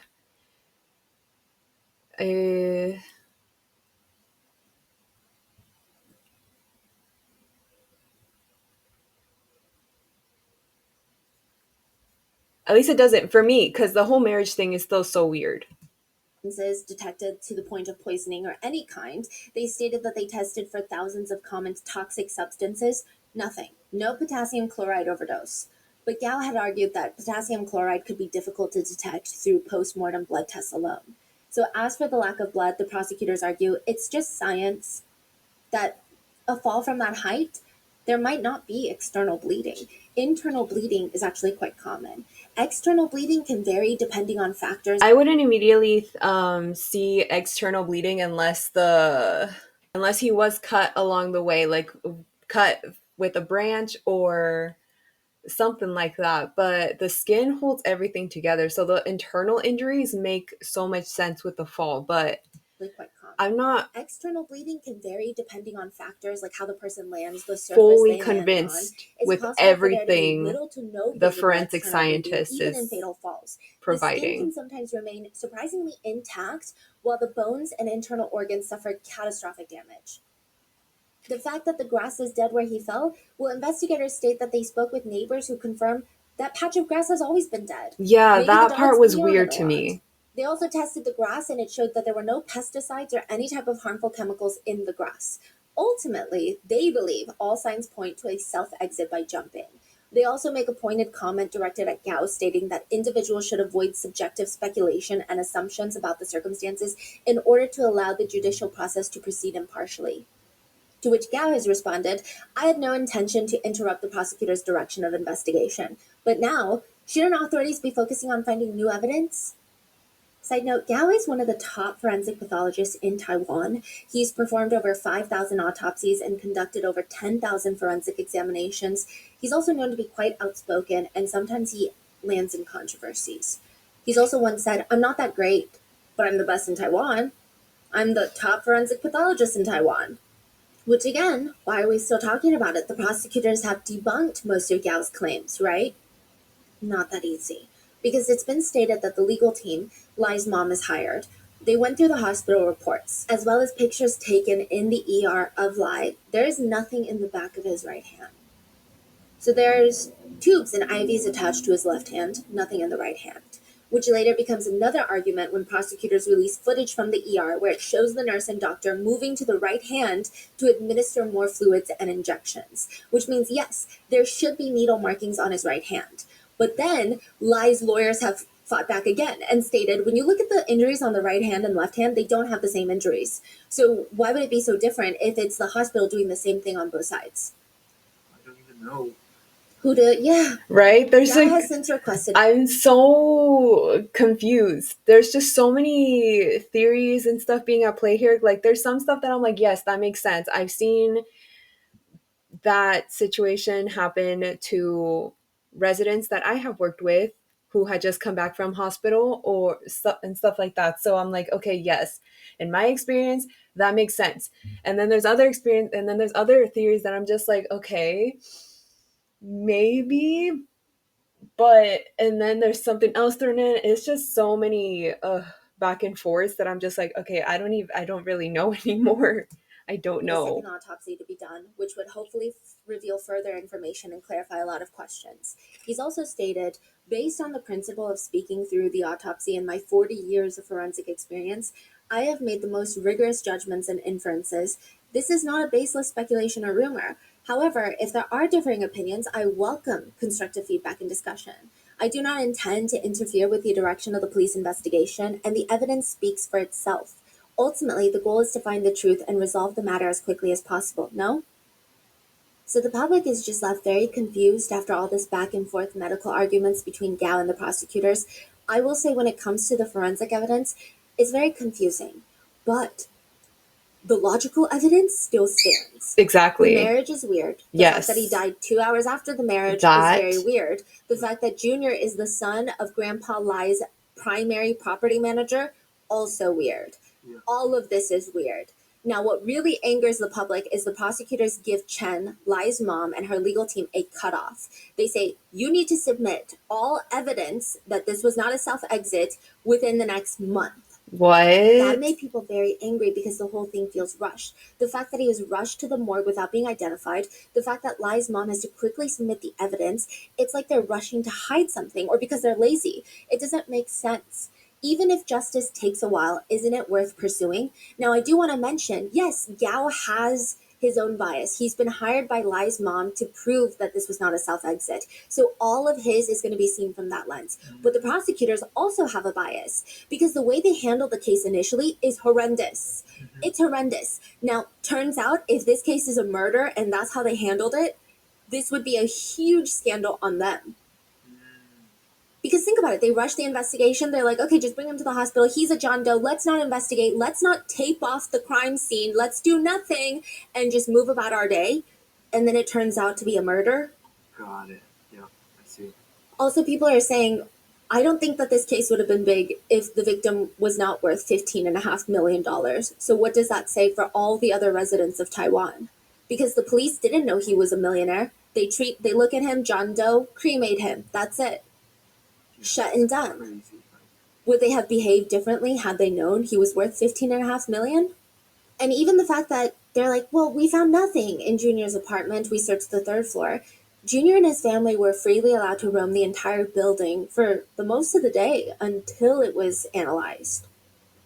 So again, you can't really say there was nothing because it wasn't taped off. Police didn't even care to figure out if there was foul play until Lai's mom kept calling, asking them to do something. So the public lashes out at the prosecutors, and they state, it seems like you've been bribed. Like, it seems like you're going to get money or something because it doesn't make sense. It feels like you're almost speaking on behalf of Junior. It sounds like it's Lai's mom's legal team and Junior's legal team. They're saying, how can you reject all of the logical evidence? There's clearly more to the story. They barely even talk about it. They barely bring up the marriage. They're just like, well, the forensic evidence, this and that. And people are like, well, that's not the only thing we're talking about here. So now there are the theories. Wait, that's all we have on the case? That's all we have right now. Oh my god. There is a civil suit that's going on, and I'm going to get into it. But first, I want to tell you the theories, because I want to see which theory that you think is the most plausible. Theory number one. For this moment, I'm not sure with the whole death part, but I feel for the whole marriage part, the 18-year-old wasn't in the best headspace. Especially one big thing after another. One big thing, the first one was finding out the true relationship and the whole environment in his household. The second big thing is just turning shy of 18, and then he inherits this big sum of money. So he's maybe a little lost. And lo and behold, this person who knew everything manipulates him in his really fragile state and convinces him somehow that marriage is the right thing to do. So he's like, okay, this grown-up probably knows what they're talking about. I'll just go along with it. And I don't know what the reason would be for, though.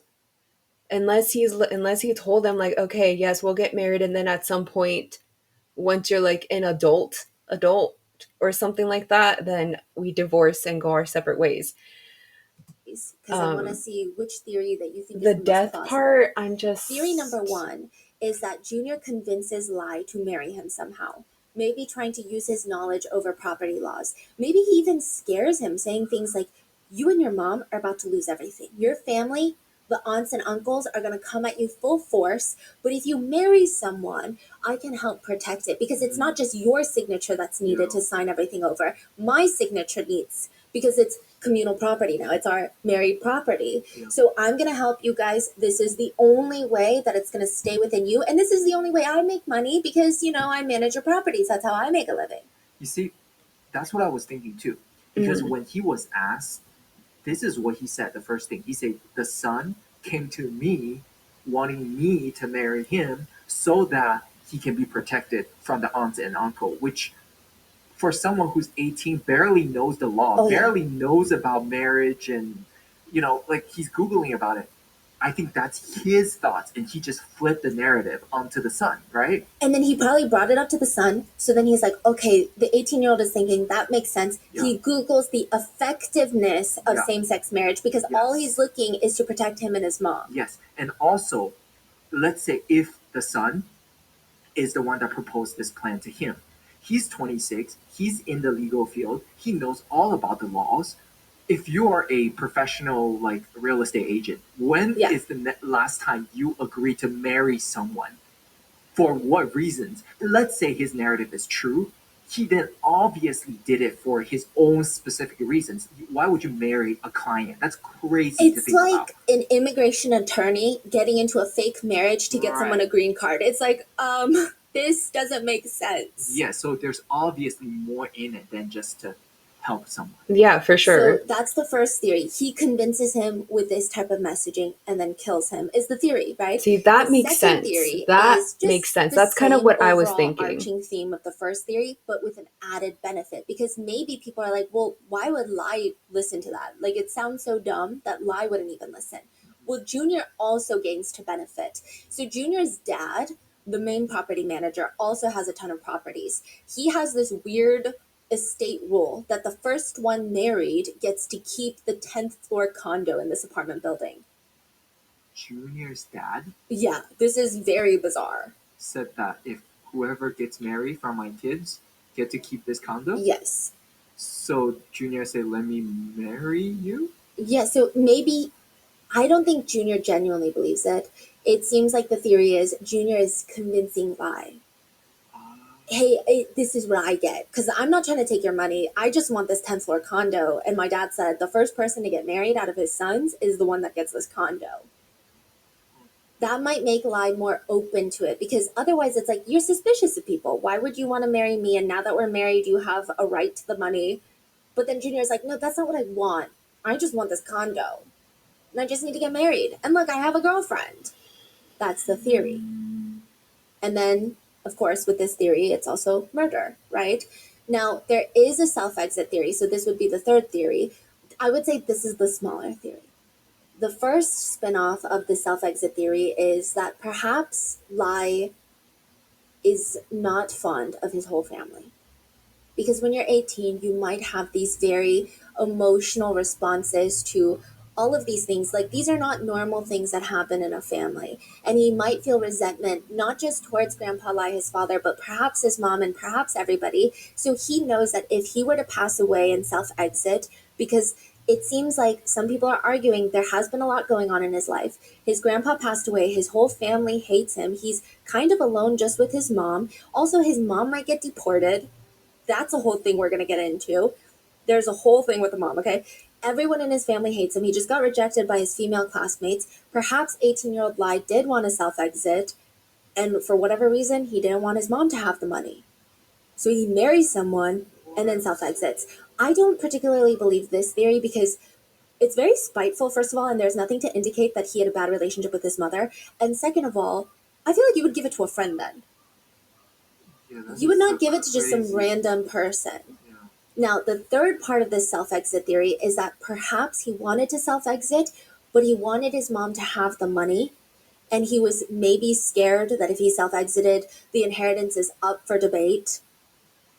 Does it go to the aunts? Does it go to the grandma Lai? Who has it? So he gives it to the property manager who has been handling the family estate for the past 20 years, and maybe Junior has promised, I'm going to give it to your mom. But this again doesn't make sense because Junior would have just come out and said that when he's in the middle of a murder investigation. Yeah. So it just seems unlikely that he self-exited. There's just no, I mean, you're 18, you inherit $15.5 million, you get into a good college. Why would you self-exit? He seems very happy. People said he was a very happy-go-lucky person. Again, I know it's not just about people being smiley, but it just doesn't make sense. People are saying it just doesn't make sense. But if people don't believe that he self-exited and that this isn't some sort of freak accident, then in their theories, it must be murder. But if that's the case, how would Junior have done it? Did he drug him? Did he somehow threaten him to go over the railing? I mean, how did he drug him and it not show up on toxicology reports? How would he threaten him to go over that railing? What would be the answer? That's the part that I'm stuck on because I do believe it was a murder. There was at some points throughout the story where I'm like, okay, maybe it could be a self-exit, but I'm still leaning more towards the murder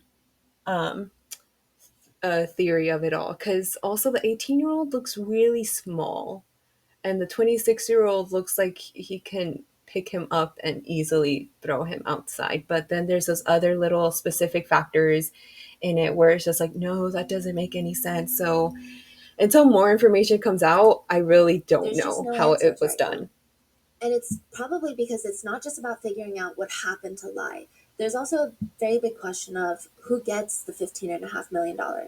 Technically, even though Junior and Lai were only married for 2 hours, if the marriage's validity is not thrown out, then yes, Junior is entitled to inherit $15 million. Technically, legally speaking, given their status as newlywed couples, even if it's just 2 hours. So does that mean that Junior will be getting $15.5 million? Not exactly. In Taiwan, the law is that you have to be physically present with 2 witnesses to get married, but additionally, marriage requires true intention to marry. That seems like it would be very hard to prove here in this case. But as for maybe the next person that would receive the inheritance, if it's not the spouse, it usually goes to children. Lai doesn't have children, so then it goes back to the parents. So it would just be Chen, the mom. But that's tricky too. So there's a law in Taiwan that reads, quote, the total amount of the estate any of the people of the mainland area China may inherit shall not exceed $65,000. So if you're a Chinese national, you cannot inherit a Taiwanese person's inheritance over $65,000. Oh, the mother is not Taiwanese. She's from China.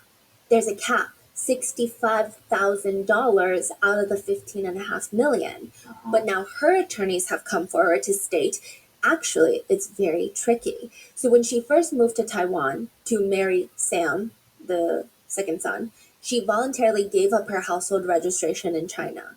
But she wasn't able to get a Taiwanese ID card or a Taiwan household registration. So technically, she's stateless. She had Taiwanese residency because Lai, her son, is Taiwanese, but once he turns 18, she doesn't have that anymore. Okay, what does that mean? So she's technically has no legal right to stay in Taiwan once he turned 18. Now, it's said before Grandpa Lai passed, he tried to get her Taiwanese residency by having her apply for it, but she was rejected because apparently she had some theft charges and the adultery charge. She was charged for that, served prison time. Right. So they're like, we don't want you as a resident because you're weird. So then she was rejected from it. The only way she would get it is if Grandpa Lai married her. But he's still technically married to Grandma Lai, remember? They never actually divorced. So he went to Grandma Lai and was like, you need to divorce me so that I can marry Chen before she has to leave. And it's a whole thing. And Grandma Lai had to file a restraining order against him because apparently he got very mad and threatened to shoot and stab her. Damn. Which means technically she might be a potential legal loophole in this where the limit does not apply to her because she's not a Chinese national. She's technically stateless. Okay, so what's going on right now? She needs to gain a Taiwanese residency within the next 3 years in order to inherit it if Junior is not viable for the inheritance. Okay, so But if they're she- fighting right now. Yes, but if she doesn't get that Taiwanese residency in the next 3 years, it's possible that the inheritance may not go to her either. Okay, so if it doesn't go to him, so no Junior, no mother, who does it go to? We don't know, but new people have joined this fight. Grandma Lai and Grandpa Lai's children, so his half-siblings / aunts and uncles, have joined the mix as well after Lai's death. They state that they cannot accept this estate transfer. They question the fairness of it all, stating that even if Lai were still alive, all of this would just benefit one person and one person only. Grandma Lai says, the mistress, the adulterer, Chen. The rest of the Lai family have come out with statements since all of this has happened, and they write, we are the 4 children of the Lai family. Although we are shocked by recent events, we have refrained from making any statements or responses due to the lack of interaction between our Lai family matriarch, Grandma Lai, and Chen, Lai's mother. However, we saw in the news that Lai's legal team claimed that his mother currently holds the status of, quote, stateless, and they are actively helping her apply for an ID card in Taiwan. But our Lai family emotions are stirred once again. This has reignited the deepest pain that has affected our family for years. The claim that Lai's mother is stateless is unfounded. She has lived in Taiwan for over 20 years and has been issued a Taiwanese ID card twice, but both times they were canceled. They go on to allege in the letter that Lai's mom should not be allowed to be a Taiwanese resident because so many times prior she had applied and not received it. So why would she suddenly get it now? They state she has records like adultery and theft on her record. They also state that her becoming stateless was a result of her own actions. They state she decided to give up her Chinese household residency. Nobody forced her to do that. It's not something that the Taiwanese people needed to rally around, is what they argue. They say that she asked for this, basically, is what they're saying. They allege that Chen refused to leave Taiwan, refused to leave the family alone. Quote, she was likely coveting the substantial properties of our family. They continue, the Lai family assets were accumulated by the Lai family matriarch and patriarch for over 30 years of hard work and should rightfully belong to the Lai family matriarch. The Lai high school students' $15.5 million in assets were all improperly gifted. Improperly gifted, what does that mean? They're saying it's not Grandpa's choice. It's Grandpa and Grandma's choice. And because Grandma is still alive, so when you have 2 I spouses, see. it goes to your spouse. It doesn't go to whoever you want it to. I think the only reason why I'm not I'm a little iffy about it is because of I'm still kind of like the question of the young boy's death and the whole relationship with them. They just sound I completely understand why they would be spiteful. I would be too. It's just a really, really bizarre situation. And I'm just like, I mainly agree with the family. I mean, I don't know. We'll see. unless like both parties, I guess, sign off on it, is what they're saying. Right, but grandpa just decided to give it to. But he doesn't have full control. They're saying that's not all of his money. Yeah. Mhm. So, okay, that also means the junior and senior, they're the one that helped grandpa managing these things, right? Transfer the Mhm. ownership. So they know grandma's in the picture too. Hmm. So wow. It's very tricky. They write in the letter, recently Lai's legal team has claimed in the media that his mother is stateless and thus not subject to the inheritance limit of $65,000 under Article 67, Section 1. According to the logic of that legal team, if a Chinese person marries a Taiwanese and the Taiwanese spouse dies before the Chinese spouse obtains an ID card, does the Chinese spouse's voluntary renouncement of their Chinese nationality and subsequent statelessness exempt them from the $2 million inheritance limit under the Act? Is that even reasonable? What was the original purpose of the provision then? How many Chinese spouses might exploit this legal loophole in the future? Currently, their legal team is publicly pushing for Lai's mother to obtain Taiwanese citizenship, aiming to garner sympathy through media and public opinion and to pressure the government to issue a Taiwanese ID card. However, during her 20 years in Taiwan, apart from engaging in an affair with her father-in-law, giving birth to a child, seizing millions in assets, and multiple theft cases, has she made any positive contributions to the Lai family or Taiwan? This is their letter. It's very aggressive. It They is continue. For the past aggressive. 20 years, Lai's mother has continuously harmed the Lai family matriarch, expelling her from her own home, engaging in incest, and seizing the majority of the family's wealth.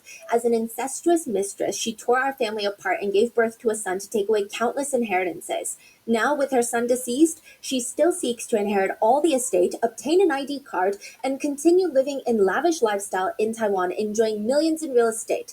How can the Lai family matriarch endure all of this? It's very tricky. I will say netizens are divided for this. A lot of people think that, that was. The only reason why I was divided is because I still, like I said earlier on in the video, the one that makes sense for the inheritance to go to is the grandma because she's still in the picture. The only reason why I somewhat felt sympathy for the mom is because her son passed in a very tragic way.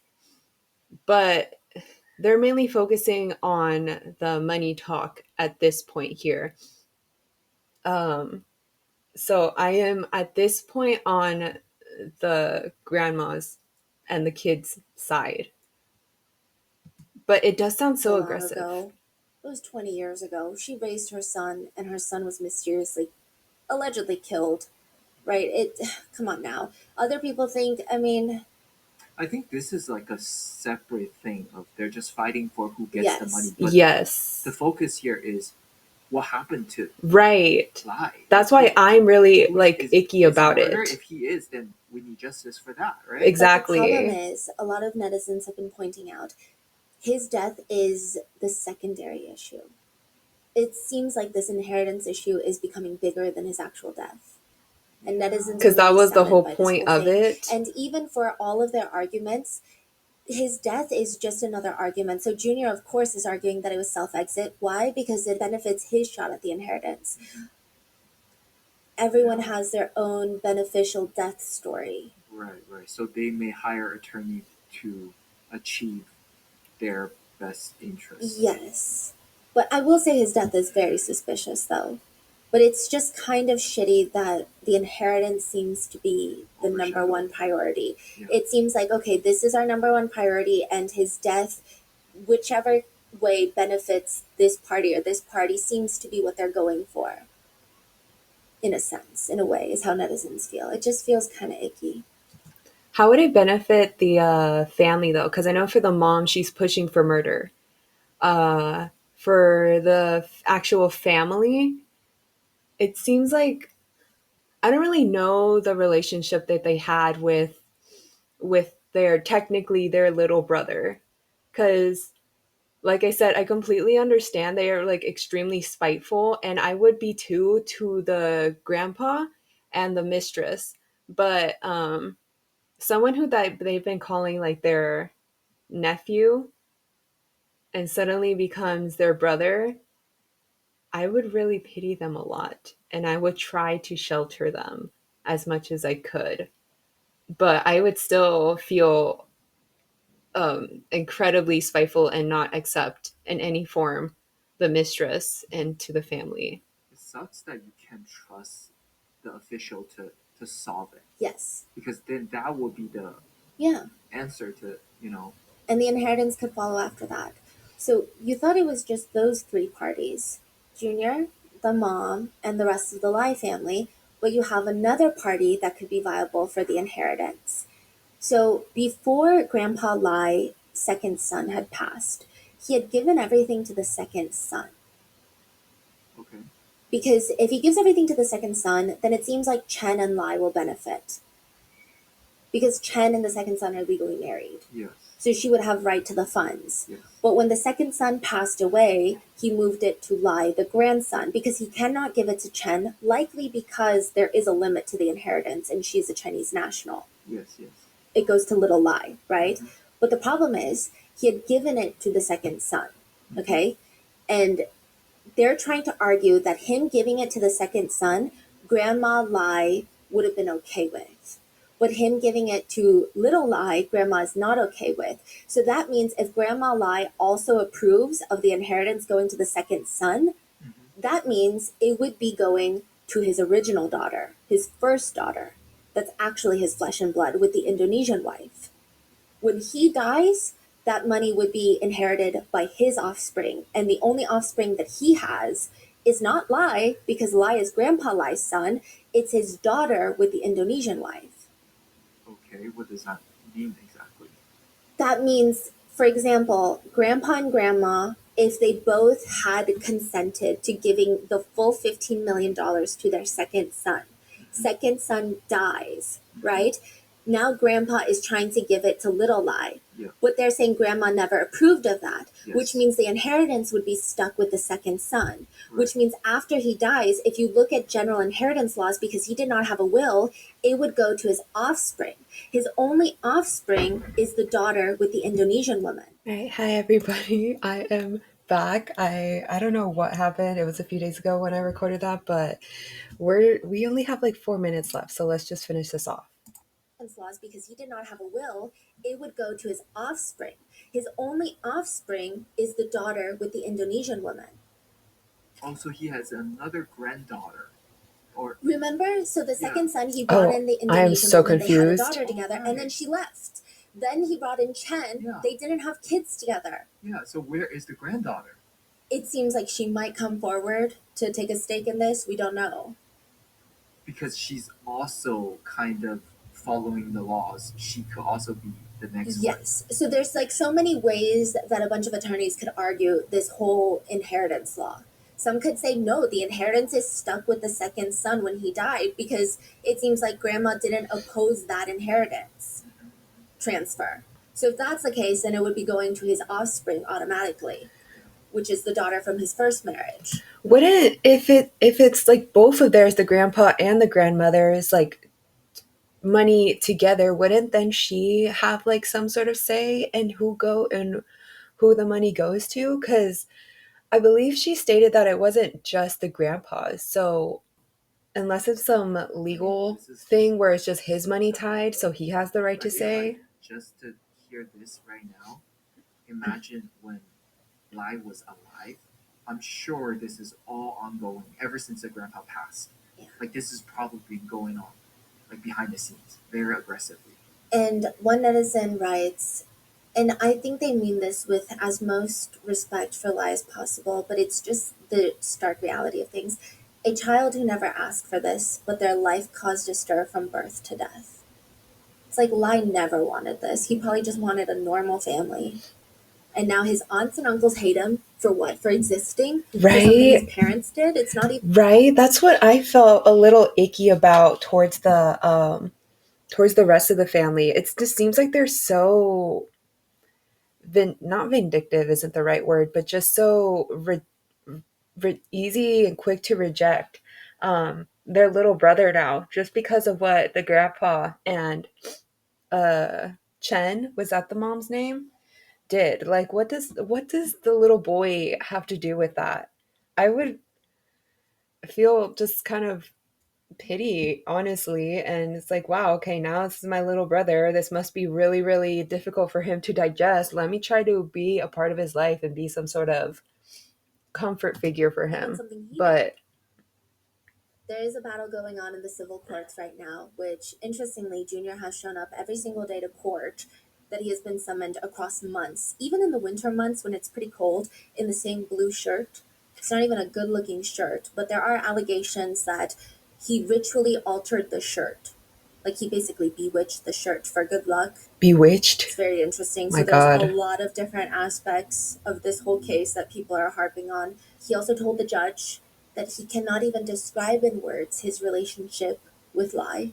And just a reminder, Junior Because has there not was been no charged with Lai's relationship. death. He is therefore innocent till proven guilty. He has been prosecuted through the civil courts for forgery of their fake marriage, which would likely mean that his marriage to Lai has been deemed invalid. And it would likely mean that he's not going to be getting the inheritance. Nice. But who knows? It seems like they might be putting up a fight.